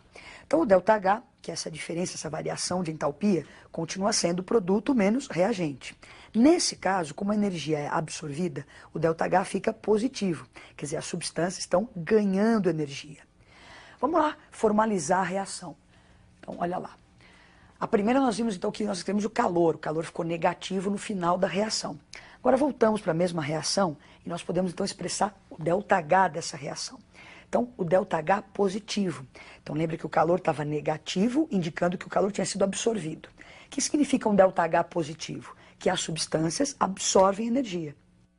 Posso calcular esse calor de uma reação experimentalmente num laboratório, num aparelhinho chamado calorímetro. Mas muitas reações ficam complicadas de se realizar dentro desse calorímetro. Então os químicos desenvolveram métodos teóricos para se calcular o calor de uma reação, o ΔH dessa reação. Nós vamos aprender um desses métodos, que é através da lei de Hess. Então vamos observar o quadro e entender primeiro o que é essa lei de Hess e o que ela me possibilita. Dá uma olhadinha lá. Então eu tenho um estado inicial e um estado final. O meu objetivo é sair do início, né, de A, e chegar em B. Eu posso usar dois caminhos. Então você tem um caminho laranja e tem um caminho verde ali, não é? Então nesse caminho laranja eu tenho uma energia Q1 envolvida. No caminho verde eu tenho uma energia Q2 e Q3. Então o que acontece? Por exemplo, uma viagem que você faça, não é? Eu posso ir direto de Santos para Campos do Jordão, não é? Ou eu posso ir de Santos, parar em São José, depois chegar lá em Campos do Jordão. Então eu tenho caminhos diferentes para seguir. Mas a variação de altitude, por exemplo, nessa minha viagem não vai ser a mesma? Saio de Santos e chego em Campos do Jordão. Para nós, na química, o Hess percebeu isso. A variação de energia térmica de um fenômeno não interessa o estado intermediário, só me interessa o estado final e o estado inicial. Então, a energia envolvida, indo por esse caminho direto ou fazendo uma paradinha, é a mesma. Então, a lei de Hess me garante que Q1 é igual a Q2 mais Q3. Então a lei de Hess nos possibilita esse calor que nós colocamos ali, por trás do calor existe uma reação, um fenômeno acontecendo. Então o Hess nos garante que eu posso somar equações químicas como se fossem equações matemáticas. Então somando equações, somando calores dessas equações, eu posso achar o calor de uma outra equação. Nós vamos pegar um exemplo para ver como é que isso acontece, não é? Preste atenção. 2 de grafita mais oxigênio dando 2 de CO. Então, como você observa, nós temos uma primeira equação onde o calor ΔH ele é desconhecido. Então, o nosso objetivo é calcular esse ΔH. Essa equação, 2 de grafite mais O2 dando 2 de CO, ela é uma equação complicada de se fazer num calorímetro. Por isso, nós vamos usar a lei de Hess, que é uma maneira teórica de se calcular o ΔH. Então, são dadas a equação 1 e a equação 2, onde aparecem substâncias que são comuns às equações. Então, na primeira equação, na nossa equação procurada, né, nós temos grafite, na equação 1 também aparece grafite. Oxigênio, nós temos nas 3 equações. E o CO, que eu quero como produto na nossa primeira equação, a equação procurada, ele é dado, ele aparece na equação número 2. Então, qual é o nosso objetivo? Somar a equação 1 e 2 e chegar na equação procurada. Então, a primeira substância que aparece na minha equação procurada é o carbono grafite. Na equação 1, nós temos o carbono grafite. Só que eu preciso de 2 mols e na equação dada, que é a número 1, só tem 1 mol. Então vamos ver a próxima tela. Bom, então nós temos lá o carbono grafite, que era um reagente. Nós precisamos de 2 mols, então vamos multiplicar a equação 1 por 2. Então, quando eu multiplico a equação 1 por 2, multiplico toda a equação, inclusive o ΔH, como você observa na tela. Então, toda a equação multiplicada por 2, inclusive o calor. Agora, outra substância que eu precisava naquela equação procurada era o monóxido de carbono, o CO. Só que o CO na equação procurada ele é produto. E na equação 2 ele aparece, só que aparece como reagente. Então o artifício que a gente usa é inverter a equação, como se fosse matemática, inverte a equação. O que é produto você escreve como reagente, o que é reagente você escreve como produto. Só que acontece o seguinte, se você inverte a equação, ela deixou de ser exotérmica e passa a ser endotérmica. Então o ΔH fica positivo, como você observa ali. Tudo que você fizer na equação vai ser refletido no ΔH. Agora nós vamos, usando a lei de Hess, somar essas duas equações, não é? E ver se a gente conseguiu obter aquela equação procurada. Na hora que eu somo essas duas equações, eu posso cancelar as mesmas substâncias que estão em lados opostos. Então você vai poder cortar aí 2 de CO2 com 2 de CO2. Vamos poder cortar o oxigênio que está à direita com o oxigênio da esquerda, sobrando então lá um oxigênio.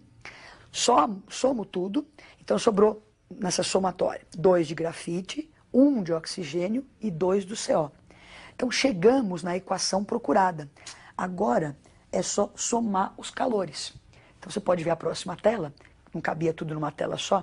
Então está ali na próxima tela, multiplicado por 2 o ΔH da primeira, invertemos a segunda, somei e encontrei o ΔH da equação procurada.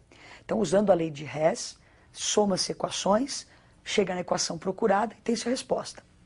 Bom, é bom você treinar mais alguns exercícios da lei de Hess, não é? Esse somatório de equações costuma cair nos vestibulares.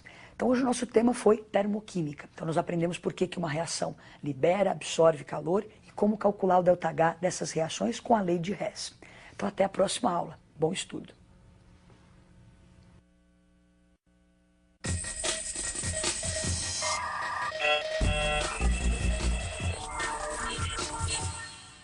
Olá, amiguinhos! Hoje a nossa aula é sobre cinética química, uma matéria bastante interessante. Cinética, rapidez dos fenômenos que acontecem na química. Você pode pensar que isso não tem nada a ver com o seu dia a dia, mas pelo contrário, você, no seu dia a dia, manipula a rapidez das reações. Se você observar agora essas duas cenas do cotidiano, você vai perceber como você manipula essa rapidez. Então, olhando lá, você chegou à noite em casa, pega um bolo da geladeira, né, animado, aquela fome, tem lá sucos e etc. Por que você guarda os alimentos na geladeira? Com o objetivo de conservá-los, não é? Que a sua decomposição se retarde. Outra cena, você pegou umas batatinhas e tal, e vai cozinhar as batatas. Aí você cozinhar mais rápido, para que se cozinhe mais rápido, coloca elas na panela de pressão. Então, olha, cozinhar mais rápido, o alimento não se decompor. Então, você está manipulando a rapidez das reações.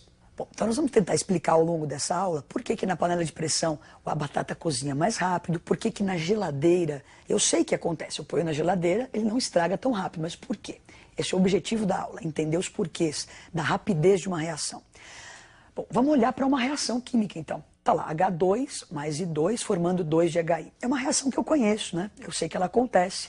Lembre que o primeiro membro são os reagentes, o segundo membro são os produtos. Como que esses reagentes se transformam nesse produto? Olha só, para você vai uma festa, por exemplo, você olha, tem várias pessoas, você não se apaixona por todo mundo, não é? Então, de repente, alguém desperta um certo interesse, uma certa afinidade. As substâncias químicas também. Elas têm que ter uma certa afinidade para que ocorra a reação.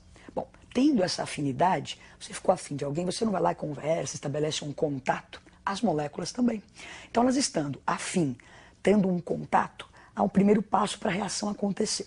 Então, a reação química, para ocorrer, eu preciso de moléculas que tenham afinidade e sejam postas em contato. Uma coisa sem a outra, a reação não acontece. Bom, estando afim, estando em contato, como que eu saio daquele reagente e vou para aquele produto? Vamos olhar a animação.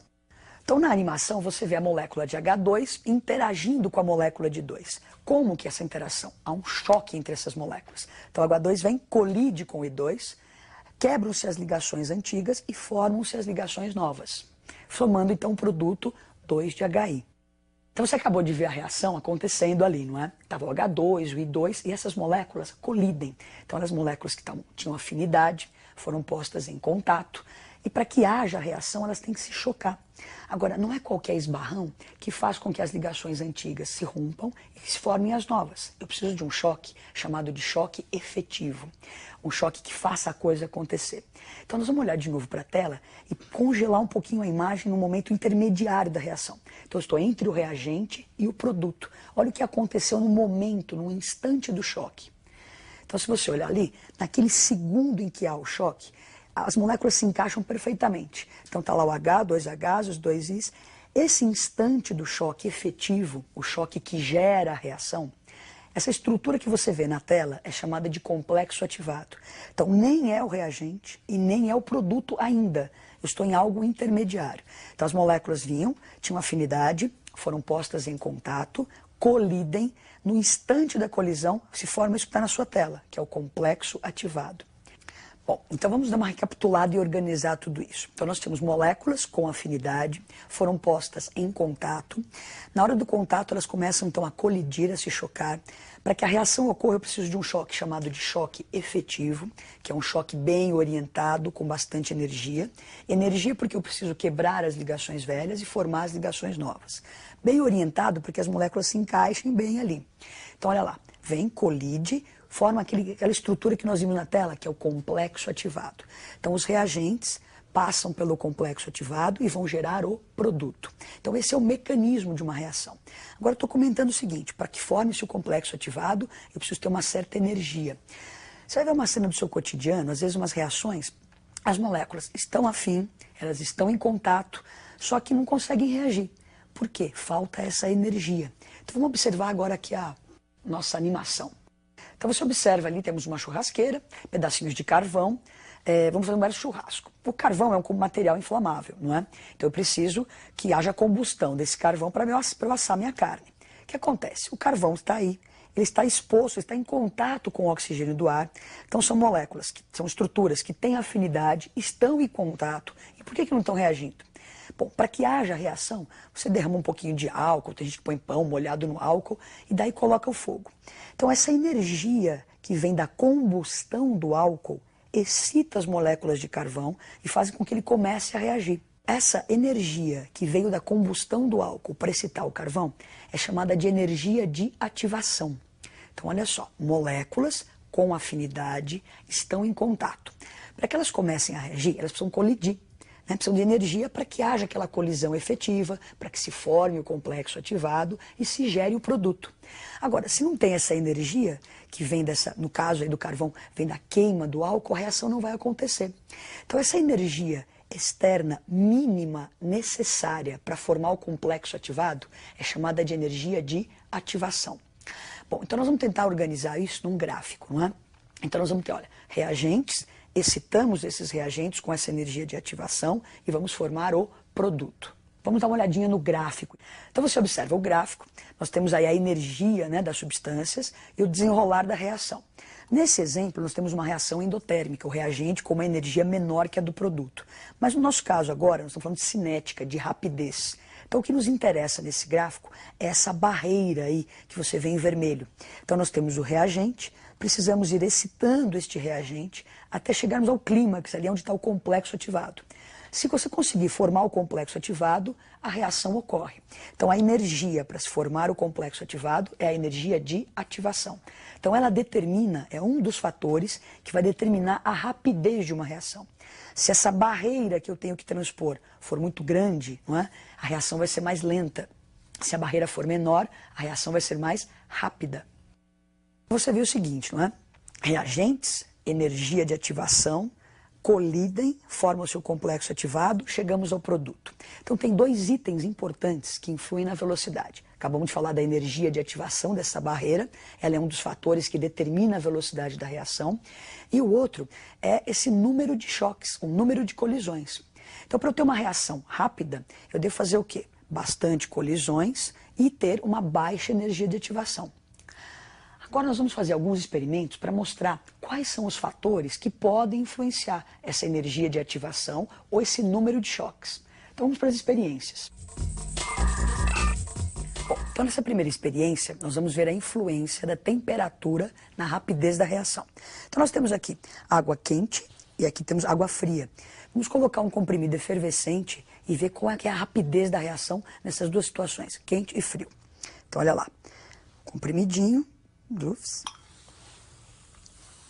você percebe que aqui com a água quente as bolhas são mais intensas do que com a água fria.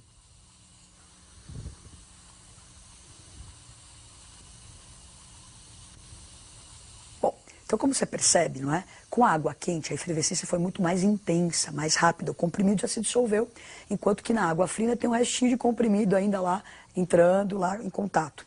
Então, o que acontece? Lembra que nós falamos que para a reação acontecer, nós precisamos ter colisões entre as moléculas? Quando você aumenta a temperatura, aumenta a energia cinética dessas moléculas. Moléculas mais agitadas, mais animadas, colidem com mais intensidade. Então, quanto maior a temperatura de um sistema, maior essa agitação das moléculas, isso propicia mais choques, mais colisões, mais rápida é a reação. Nós vamos fazer mais uma experiência e mostrar algum outro fator que influencia a velocidade da reação. Então agora nós vamos ver a influência da concentração na rapidez de uma reação. Então nós vamos trabalhar com ácido clorídrico mais concentrado e mais diluído. Então aqui nesse potinho ele está mais concentrado e aqui ele está mais diluído. Então nós vamos ver a influência da concentração na rapidez. Vou pegar uma raspa de magnésio, não é? Uma raspinha de metal magnésio e vou colocar no ácido. Então aqui mais concentrado, aqui mais diluído. Então lá vai. Você percebe a quantidade, a intensidade de bolhas, né? Aqui no ácido concentrado, olha só, a reação já acabou. Já dissolvemos todo o magnésio, já foi totalmente consumido aqui, enquanto que ele aqui, mais diluído, ainda está sendo consumido. Bom, então o que acontece? Nós falamos que para que uma reação seja rápida, tem que haver a colisão. Quando eu tenho maior concentração dos reagentes, eu tenho mais moléculas disponíveis para que haja o choque entre elas. Então, quanto maior a concentração dos reagentes, maior o número de moléculas para que haja colisão, mais rápida é a reação. Então, maior a temperatura, mais rápida a reação. Maior a concentração, mais rápida a reação. Vamos ver mais uma experiência mostrando um outro fator que pode influenciar a rapidez de uma reação. Então agora nós vamos ver a influência do catalisador na rapidez da reação. Então o catalisador é uma substância que atua como se fosse um cupido, apresenta, encurta o caminho entre os reagentes, fazendo a reação ficar mais rápida. Nós vamos usar como catalisador uma enzima presente na batata, não é? Então vamos usar a batata e ela vai acelerar a decomposição da água oxigenada. Então nós temos aqui nos potinhos água oxigenada e aqui nós temos a batata, não é? Então o que acontece? A água oxigenada naturalmente se decompõe em água mais oxigênio. Ela está exposta aqui à luz, ela está se decompondo. Só que eu vou acelerar esse processo colocando a enzima, colocando a batata em contato com essa substância. Então vamos lá. Pegar um pedacinho de batata, não é? Então observe as bolinhas que vão se formar, assim como você corta o seu dedo, não é? Então começam a surgir, tá vendo, bolhas na superfície da batata. Essas bolinhas são justamente o quê? A decomposição da água oxigenada, formando água e oxigênio. Acelerada essa decomposição, por quê? Se você olhar o outro potinho, tem água oxigenada sem contato com a enzima. E você não percebe bolhas saindo, apesar de estar acontecendo a reação, só que extremamente lenta. Né? E com a presença da batata, da enzima que está na batata, essa reação já se torna até visível. Eu consigo ver as bolinhas de oxigênio, assim quando você corta seu dedo e põe água oxigenada. Então agora nós vamos ver a ação do catalisador num gráfico para assim, explicitar melhor o que ele fez, qual é a ação dele durante a reação. Então dá uma olhadinha no gráfico. Então nós tínhamos um caminho energético, né? Tinha lá os reagentes, chegaríamos ao produto. Então temos a energia de ativação sem o catalisador, tínhamos o tamanho de barreira a transpor. Quando se coloca o catalisador, a reação ficou mais rápida justamente porque o catalisador age nessa barreira energética. Ele encurta o caminho, encurta o acesso entre os reagentes.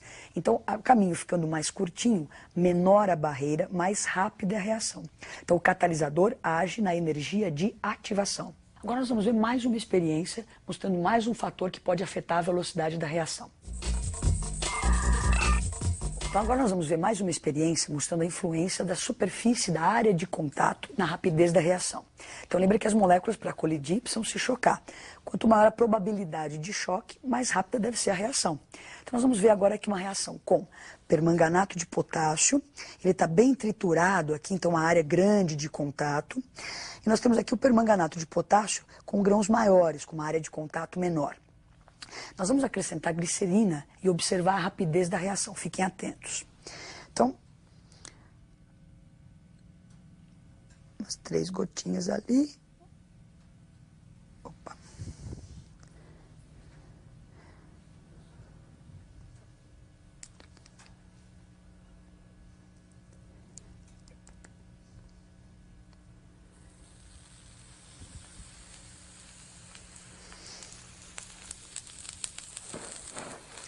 Então você percebe como a intensidade da reação, né, é muito maior, muito mais bonito, inclusive, de você observar com o permanganato em grãos bem pequenininhos. A outra reação acontece, mas muito lentamente. Não é?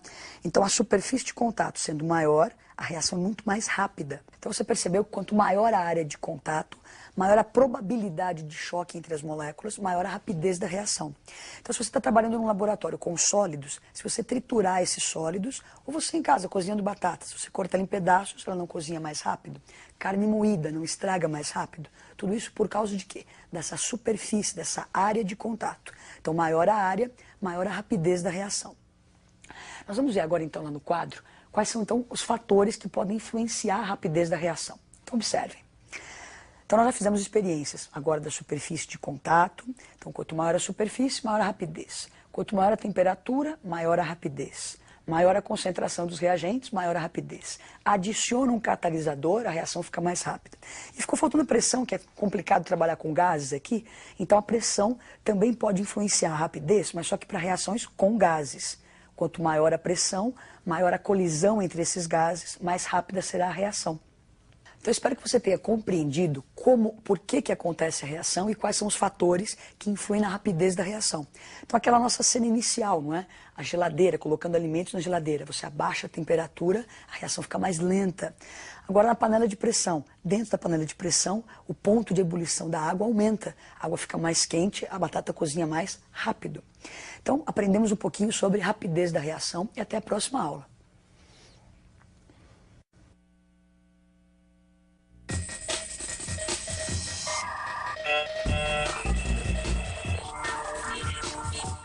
Olá, amiguinhos. Hoje a nossa aula é sobre equilíbrio químico, não é? Outro tema bastante importante para nós vestibulando, uma matéria bastante abordada nesses vestibulares.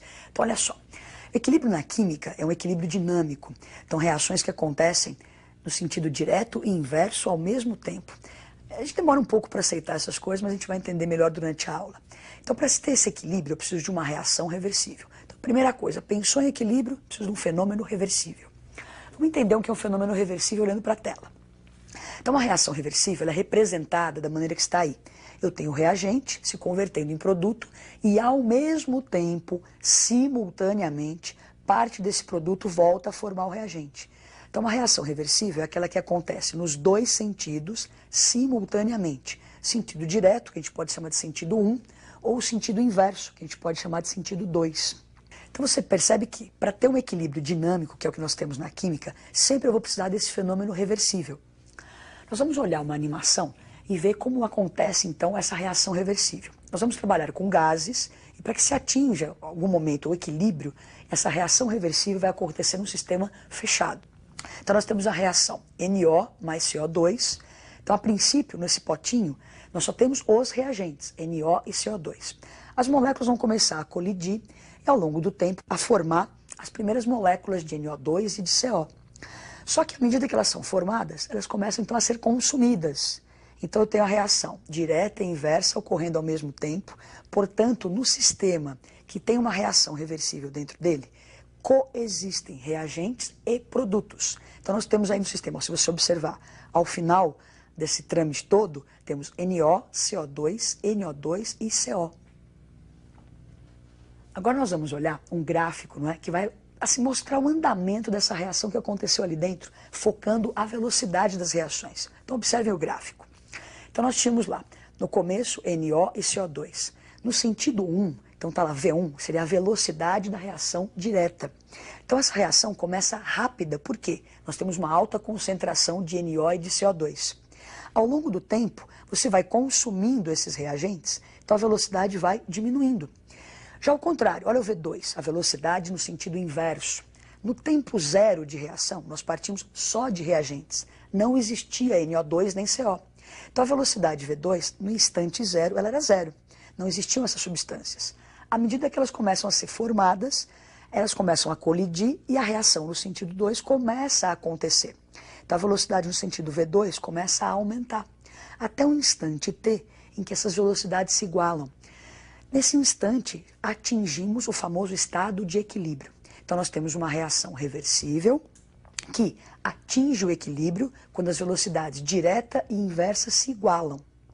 Nós vamos observar agora as características desse estado de equilíbrio. Características importantes para nós, hein? Então, atingiu o equilíbrio, uma reação reversível no sistema fechado, igualou a velocidade, estamos no estado de equilíbrio. Estar nesse estado de equilíbrio implica em quê? A energia armazenada pelas moléculas é a menor possível. Então elas estão zen ali, não é? Algumas indo e voltando com a mesma velocidade, aquela coisa harmônica. Para quem olha de fora, né, os aspectos macroscópicos, tem a impressão que a reação parou de acontecer. Então parece que o aspecto macroscópico é constante. Mas a gente sabe que lá no íntimo a reação não para de acontecer. Para nós, na química, os equilíbrios são dinâmicos. A reação continua a acontecer, só que com a mesma velocidade. E outra coisa bem importante, né, outra característica importante do equilíbrio é que a concentração das substâncias, após atingido o equilíbrio, ela vai permanecer constante. Então, olha só, tem 3 coisas fundamentais que você deve lembrar para a palavrinha equilíbrio. Pensou em equilíbrio na química? Preciso de uma reação reversível. Vai e volta ao mesmo tempo. Depois dessa reação reversível, acontecendo lá em determinadas condições, atinge o equilíbrio quando as velocidades se igualam. Depois que atingiu as velocidades iguais, a concentração ali dentro permanece constante. Constante não significa igual. Então nós vamos colocar um gráfico agora de concentração pelo caminho da reação. Então o primeiro gráfico que você viu era gráfico de velocidade. Obrigatoriamente as velocidades têm que se igualar. Agora a concentração, no momento do equilíbrio, ela permanece constante. Então eu tenho 3 situações possíveis. Dê uma olhadinha. Então a concentração do reagente sempre começa no alto, é lógico, eu parto desses reagentes, e ao longo do tempo eu vou consumindo o reagente, vou gastando. Então a quantidade de reagente, a concentração vai diminuindo. A do produto, eu parto de nada, não tenho nada do produto no início, a quantidade de produto vai aumentando. Então no primeiro gráfico você observa que, após esse tempo T, eu atingi o equilíbrio e a concentração do reagente do produto, olha, a partir do instante T fica constante, não sofre variação. Só que nesse primeiro gráfico eu tenho o quê? Quantidade de produto maior que a de reagente. Então eu tenho uma primeira situação, mais produto do que reagente. Numa segunda situação, o reagente vai diminuindo, o produto vai aumentando, só que quando eu atinjo o equilíbrio, eu posso ter mais do reagente do que do produto. E uma terceira situação, que a concentração do reagente diminui, a do produto aumenta, e atingido o equilíbrio, essa concentração, olha, permanecendo iguais. Para se ter um equilíbrio, eu preciso daquela reação reversível, ocorrendo com velocidade igual, e entrando no estado de equilíbrio, a concentração vai permanecer constante, concentração constante. E vimos as 3 situações possíveis. Agora, isso foi um aspecto qualitativo, nós comentamos como que se estabelece o equilíbrio, como ele é. Agora vamos pensar nos aspectos quantitativos que envolvem esse equilíbrio. Então existe uma constante, chamada constante, várias, mas nós vamos ver 2 constantes de equilíbrio. Constantes que você calcula que indicam alguma coisa para a gente. Aspectos quantitativos. Então, nós vamos definir a primeira constante de equilíbrio, que é chamada de Kc. Observem um pouquinho no quadro. Então, nós temos uma reação genérica, A mais B, formando C mais D. Todas substâncias gasosas, não é? Um sistema reversível, uma reação reversível. A expressão do Kc. O que é esse Kc, não é? K é a constante, esse C é porque essa constante é em termos de concentração. Então, para nós na química, esse colchetes que aparece aí não é enfeite, ele indica a concentração em mol por litro das substâncias. Então, Kc é a constante de equilíbrio em termos de concentração. Então, se você observar, ficamos aí com CD sobre AB. Quer dizer que na expressão do Kc, nós temos em cima a concentração dos produtos e embaixo a concentração dos reagentes.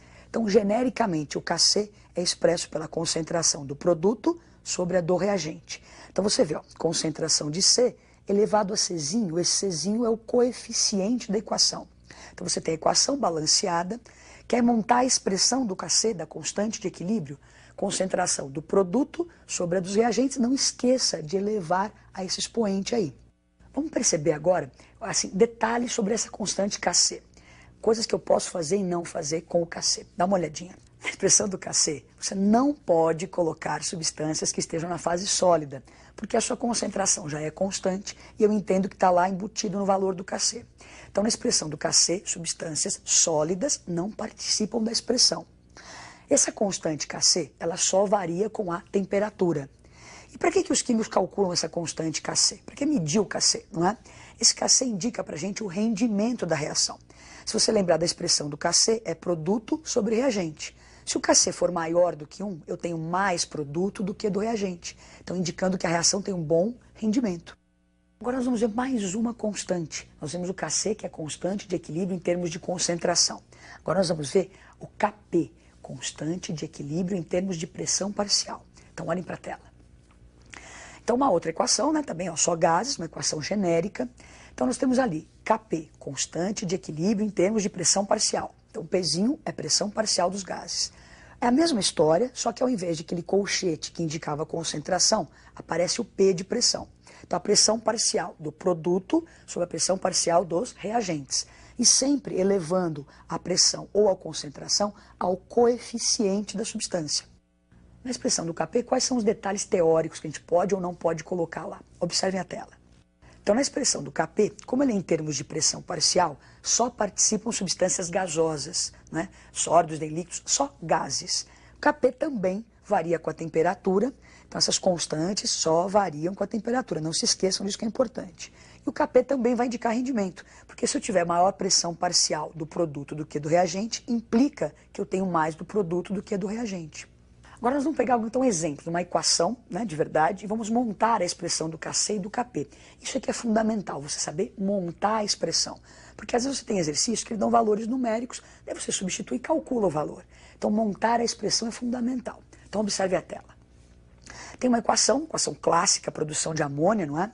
Então nitrogênio, N2, mais hidrogênio, que é o H2, produzem amônia.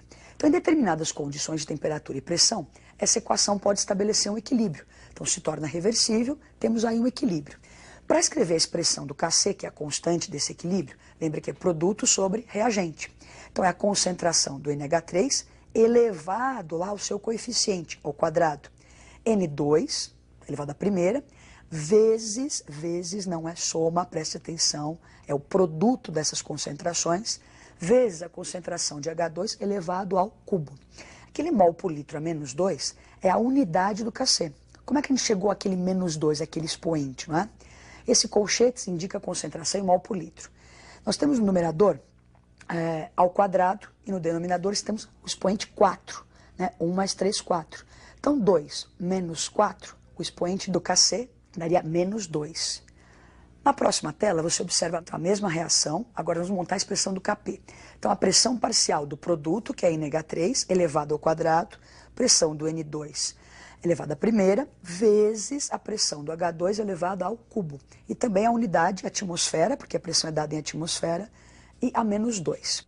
Moçada, já sabemos um pouquinho de equilíbrio, já sabemos um pouquinho do Kc e Kp, vamos fazer um exercício. Então, observem bem esse exercício, um exercício importante, comum de cair nos vestibulares. Observem lá.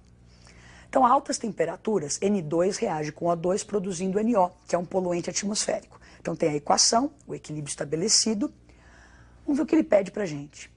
A temperatura de 2000 Kelvin, a constante de equilíbrio, tem aluno que acaba esquecendo, então a constante de equilíbrio é o Kc. Então, a constante de equilíbrio acima é 4 vezes 10 a menos 4.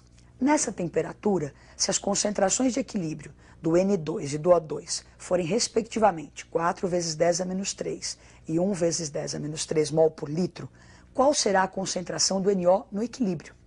Então vamos para a resolução. Temos aí N2 mais O2 formando 2 de NO. Primeira coisa é montar a expressão do Kc. Então você se lembra que a quantidade, a concentração do produto elevado ao quadrado sobre a concentração dos reagentes, N2 e O2. Não se esqueça que ali é produto entre o N2 e o O2. Vou substituir os valores. Então, observem lá como é que fica. Ó.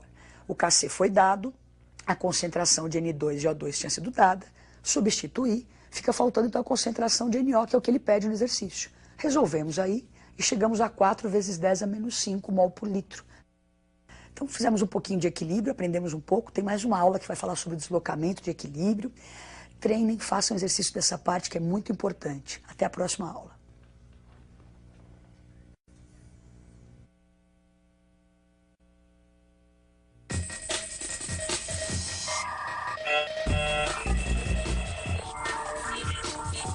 Olá, amiguinhos. Continuando, né, a nossa última aula que foi sobre equilíbrio químico. Você só para situar, não é? Lembra que equilíbrio era aquele fenômeno reversível que, acontecendo num sistema fechado, atingia o estado de equilíbrio quando as velocidades se igualavam. Estando nesse estado de equilíbrio, a energia armazenada pelas moléculas era a menor possível. Então era uma situação estável, de estabilidade, de equilíbrio. Se você está numa situação dessa, você não quer sair de lá por nada, não é? Estou em Cancún nas minhas férias, curtindo uma praia belíssima, um lugar agradável. De repente, a notícia de um maremoto. Você não vai se assustar e não vai querer ir embora para o Brasil, não é? Então, o que acontece? Se eu estou numa situação de equilíbrio e algum fator externo sofre mudanças, isso pode afetar o equilíbrio. Quer dizer, afetar e deslocar esse equilíbrio. Quem estudou esse deslocamento de equilíbrio foi um francês chamado Le Chatelier. Então, é o princípio de Le Chatelier que rege o deslocamento de equilíbrio. Dá uma olhadinha na tela. Então, esse princípio de Le Chatelier funciona assim, ó, princípio de fuga ante uma força, ante uma ação. Então, você aplica uma ação ao equilíbrio, ele vai se deslocar, vai sofrer uma mudança, tentando fugir dessa ação. Imagina que alguém, por exemplo, você está no trânsito, dirigindo, não é? Caminhando uma boa, de repente alguém dá uma fechada. Nossa, você fica nervoso, precisa brigar com a pessoa. Isso não parece uma situação de equilíbrio, não é? Olha a palavra, equilíbrio. Então, a ideia, né, do Le Chatelier é assim, eu estou lá caminhando. Alguém veio me dar uma fechada, é claro que eu vou sofrer uma mudança, vou ficar meio nervosa, abalada. Mas quanto mais nervosa eu ficar, pior, porque vai demorar para eu voltar para a situação de equilíbrio, que é uma situação agradável, estável. Então a ideia do Le Chatelier, temos uma situação de equilíbrio, alguém aplica uma força, alguma ação é aplicada a esse equilíbrio. O equilíbrio tenta fugir dessa ação para tentar, o mais breve possível, reestabelecer o estado de equilíbrio. Bom, que fatores são esses que vão afetar o estado de equilíbrio? Você se lembra que a situação de equilíbrio é aquela reação reversível em que as velocidades estão iguais. O que afetar a velocidade pode ser que afete o equilíbrio. Então vamos olhar o quadro. Então os fatores que afetam o equilíbrio seriam a variação da concentração, a variação da temperatura e a variação da pressão. Se você se lembra da aula de cinética química, justamente fatores que afetam a velocidade. Já o catalisador, ele não desloca o equilíbrio. Ele faz com que as reações direta e inversa aconteçam mais rápido, não deslocando o equilíbrio. Então agora nós vamos ver cada um desses itens, como eles agem efetivamente nesse equilíbrio. Então lembra que nós dissemos, tem uma situação de equilíbrio, algo externo vai pressionar esse equilíbrio e vai tentar fugir dessa ação. Então nós vamos ver primeiro qual seria a ação da concentração em um equilíbrio. Olha lá para 4. Então, nós vamos variar a concentração. Nós temos primeiro uma situação em que tem H2, CO2 em equilíbrio com água e CO. Então, se eu estou numa situação de equilíbrio, a velocidade da reação direta é igual à velocidade da reação inversa. Se eu aumentar a concentração ou do H2 ou do CO2, eu estaria aumentando a concentração daquilo que nós chamamos de reagente. Bom, o que acontece? Mais moléculas disponíveis de H2 e CO2. Começa a colidir com mais intensidade. Se vai ocorrer mais colisão, a reação direta vai acontecer mais rápida que a inversa. Então o que acontece? O equilíbrio começa a se deslocar para a direita e a reação inversa continua ocorrendo, só que a direta, para a direita, acontece mais rápido. Então nesse momento em que você aumentou o H2 e aumentou o CO2, o equilíbrio começa a se movimentar para a direita. Bom, então nós acabamos de ver teoricamente como isso funciona. Então, aumentou a concentração, desloca o equilíbrio. Vamos ver uma animação para tentar compreender isso com as moléculas lá interagindo. Então nós temos uma situação inicial, lembra que equilíbrio, coexistem reagentes e produtos, né? Está todo mundo morando junto dentro do sistema, com velocidade igual, a reação acontecendo com velocidade igual. Então tem a molécula de H2, a molécula de CO, de CO2 e de água. À medida que você começa a aumentar o H2 e o CO2, vai deslocar o equilíbrio para a direita, como nós vimos teoricamente. Então começam a surgir mais moléculas de vapor de água e de CO, como você observa aí. Bom, então nós vimos agora o efeito do aumento da concentração. Agora vamos ver o que acontece se você diminuir a concentração daquelas mesmas substâncias. Vamos olhar lá para o quadro. Então nós temos ali, ó, agora se eu diminuir a concentração de H2 e CO2, se eu retirar H2 e CO2, eu diminuo o número de moléculas deste lado, que são os reagentes. Portanto, as moléculas do produto começam a se chocar com mais intensidade, fazendo com que a reação inversa aconteça mais rápido que a direta. Então, o que aconteceu? Diminuímos o H2 e o CO2, água e CO começam a reagir mais intensamente, caminhando para a esquerda, deslocando o equilíbrio para a esquerda. O que nós vamos fazer agora é também a mesma coisa, para você ver isso com as moléculas lá dentro daquele potinho. Então nós temos a mesma reação, agora a situação que aconteceu é diminuir H2 e diminuir o CO2. Então o que acontece? Você percebe, começa a movimentação dentro do equilíbrio, aumentando, não é? Eu tinha diminuído H2, de repente começa a aumentar a sua produção. Então aumenta H2, aumenta H2, tentando repor aquilo que foi retirado do equilíbrio. Então nós vimos agora o efeito da concentração. Vamos organizar isso para, assim, de uma maneira bem prática, como que você deve agir num exercício. Você lê o exercício, ele falou, variei a concentração. Como é que isso fica? Então dê uma olhadinha no resumo ali. Então se você aumentar a concentração, vai deslocar o equilíbrio sempre no sentido de consumo daquela substância, no sentido contrário ao que ela está. Então a substância está à direita, o equilíbrio vai para a esquerda e vice-versa. Então na próxima tela, se você diminui a concentração de uma substância, desloca o equilíbrio no sentido da sua formação. Então eu retirei a substância, o sentido da sua formação é o mesmo sentido que ela está. Então se a substância estiver à direita, o equilíbrio vai para a direita, para tentar repor o que estavam tirando do equilíbrio. Então nós vimos a variação da concentração afetando o equilíbrio. Agora existe a pressão e a temperatura. Então é a pressão. Lembrando o seguinte, né? A pressão vai afetar as substâncias gasosas que estão dentro desse equilíbrio. Imagine uma situação em que você está esparramado, dormindo sozinho numa cama de casal, todo esparramado, não é? Você tem um pesadelo que essa cama começa a virar uma caminha de solteiro. Você meio que, assim, intuitivamente não começa a se encolher nessa cama. O equilíbrio é parecido com isso. Então ele tem uma situação em que ele pode se expandir ou se contrair. Então se alguém aumentar a pressão, ele vai tentar fazer o quê? Se contrair. Nunca é para brigar, é sempre para fugir da ação. Então se alguém aumentar a pressão sobre o equilíbrio, ele se contrai. Se alguém diminuir a pressão, ele vai se expandir. Então vamos olhar isso numa reação química, como é que funciona.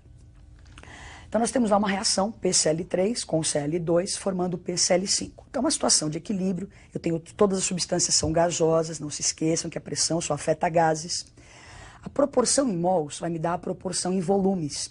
Então do lado do reagente eu teria um volume de PCl3, um volume de Cl2, totalizando 2 volumes. Do lado do produto, eu tenho 1 mol de PCl5, um volume gasoso. Então, se você observar essa reação, do reagente para o produto, há uma contração. Eu saio de 2 volumes e vou para 1. Quando eu volto do produto para o reagente, eu tenho uma expansão. Eu saio de 1 volume e vou para 2. Então, vamos ver a próxima tela e imaginar o que acontece se a gente variar a pressão nesse equilíbrio. Então, se a gente aumentar a pressão, olha o que a gente tinha dito antes, aumenta a pressão, favorece a reação que ocorre com contração de volume. Então, aumenta P, a tendência é caminhar para o lado de menor volume. Então, nesse equilíbrio, se você olhar a setinha ali, ó, ela está apontando, tem um tamanho maior, é a maneira que a gente pode representar o deslocamento, está deslocando o equilíbrio para a direita, não é formação do PCl5, que era justamente o lado em que há a contração de volume. Agora, se a gente fizer o contrário, então agora se a gente diminuir a pressão, o que vai acontecer? Favorece a reação no sentido de expansão de volume. Então você diminui a pressão, o equilíbrio pode se expandir. Então nesse caso o que acontece? Olha, o equilíbrio voltando para o lado dos reagentes, caminhando para o lado onde há maior volume, expansão, não é? O que a gente pode dizer de tudo isso? O que aconteceu aí, né? Então nós tínhamos lá a situação de equilíbrio inicial, se aumentarmos a pressão, foi um dos exemplos que nós vimos ali, aumentando a pressão, começam a surgir mais moléculas de PCl5, o equilíbrio caminhando no sentido de contração de volume. Então agora nós vamos ver o seguinte, nós vimos essa reação em que a pressão afetava esse equilíbrio. Nós vamos ver um exemplo em que pode acontecer de eu ter gases reagindo perfeitamente, eu variar a pressão e não conseguir afetar o equilíbrio. Veja como isso é possível. Então temos uma reação de H2 mais Cl2 formando 2 de HCl. Então eu tenho 2 volumes, né, 2 mols de gases do lado dos reagentes e 2 mols do lado do produto. Então 2 volumes de um lado, 2 volumes do outro. Quer dizer que a variação da pressão não vai afetar esse equilíbrio porque não há nem contração, nem expansão de volume. Bom, agora o que a gente vai fazer é ver a temperatura, a variação da temperatura agindo nesses equilíbrios, não é? A ideia também é mais ou menos essa, não é? Se você aquece, lembra que nós estamos falando de reações reversíveis, então deve existir um sentido endotérmico, um sentido exotérmico. Se você aumenta a temperatura, favorece a reação endotérmica, você dá calor, o equilíbrio tenta absorver. Se você retira, você diminui a temperatura, o equilíbrio vai tentar repor o que você está tirando dele, então vai tentar se deslocar para o sentido exotérmico. Então, olha só para ficar bem claro, não se esqueçam que se você aumentar a temperatura, aumenta a velocidade de qualquer reação química. A reação sempre vai acontecer mais rápido. Só estamos dizendo que favorece uma em relação à outra. Então vamos ver o que acontece com a temperatura ali. Então nós temos a reação de N2 mais O2 formando 2 de NO. O ΔH positivo caracteriza a reação endotérmica. Então a reação direta é endo, a reação inversa é exo. Vamos ver o próximo quadro então, o que acontece? Se eu aumentar a temperatura, como nós já dissemos, favorece a reação endo. Eu estou dando calor, o equilíbrio vai tentar absorver. Então, N2 mais O2 iria se deslocar para a direita, a produção do NO iria aumentar, que é justamente o sentido endotérmico da reação. Se você olhar então agora a próxima tela, então, a diminuição da temperatura favorece a reação exotérmica. Nesse exemplo que nós estamos dando aí, o sentido exotérmico era o sentido inverso. Então, se você diminuir a temperatura, favorece a produção de N2 e O2. Dá uma olhadinha na tela. Então, nós temos lá a situação inicial, com N2, O2, 2 de NO. Se eu aumentar a temperatura, vai favorecer o sentido endotérmico. Então, vai aumentar a produção de NO. Então, você observa que aumenta o número de moléculas de NO. Bom, então, nós acabamos de ver assim, os fatores que afetam o equilíbrio, como eles afetam, animações que mostram esse deslocamento de equilíbrio. Façam exercícios, não é? E boa sorte. Até a próxima aula.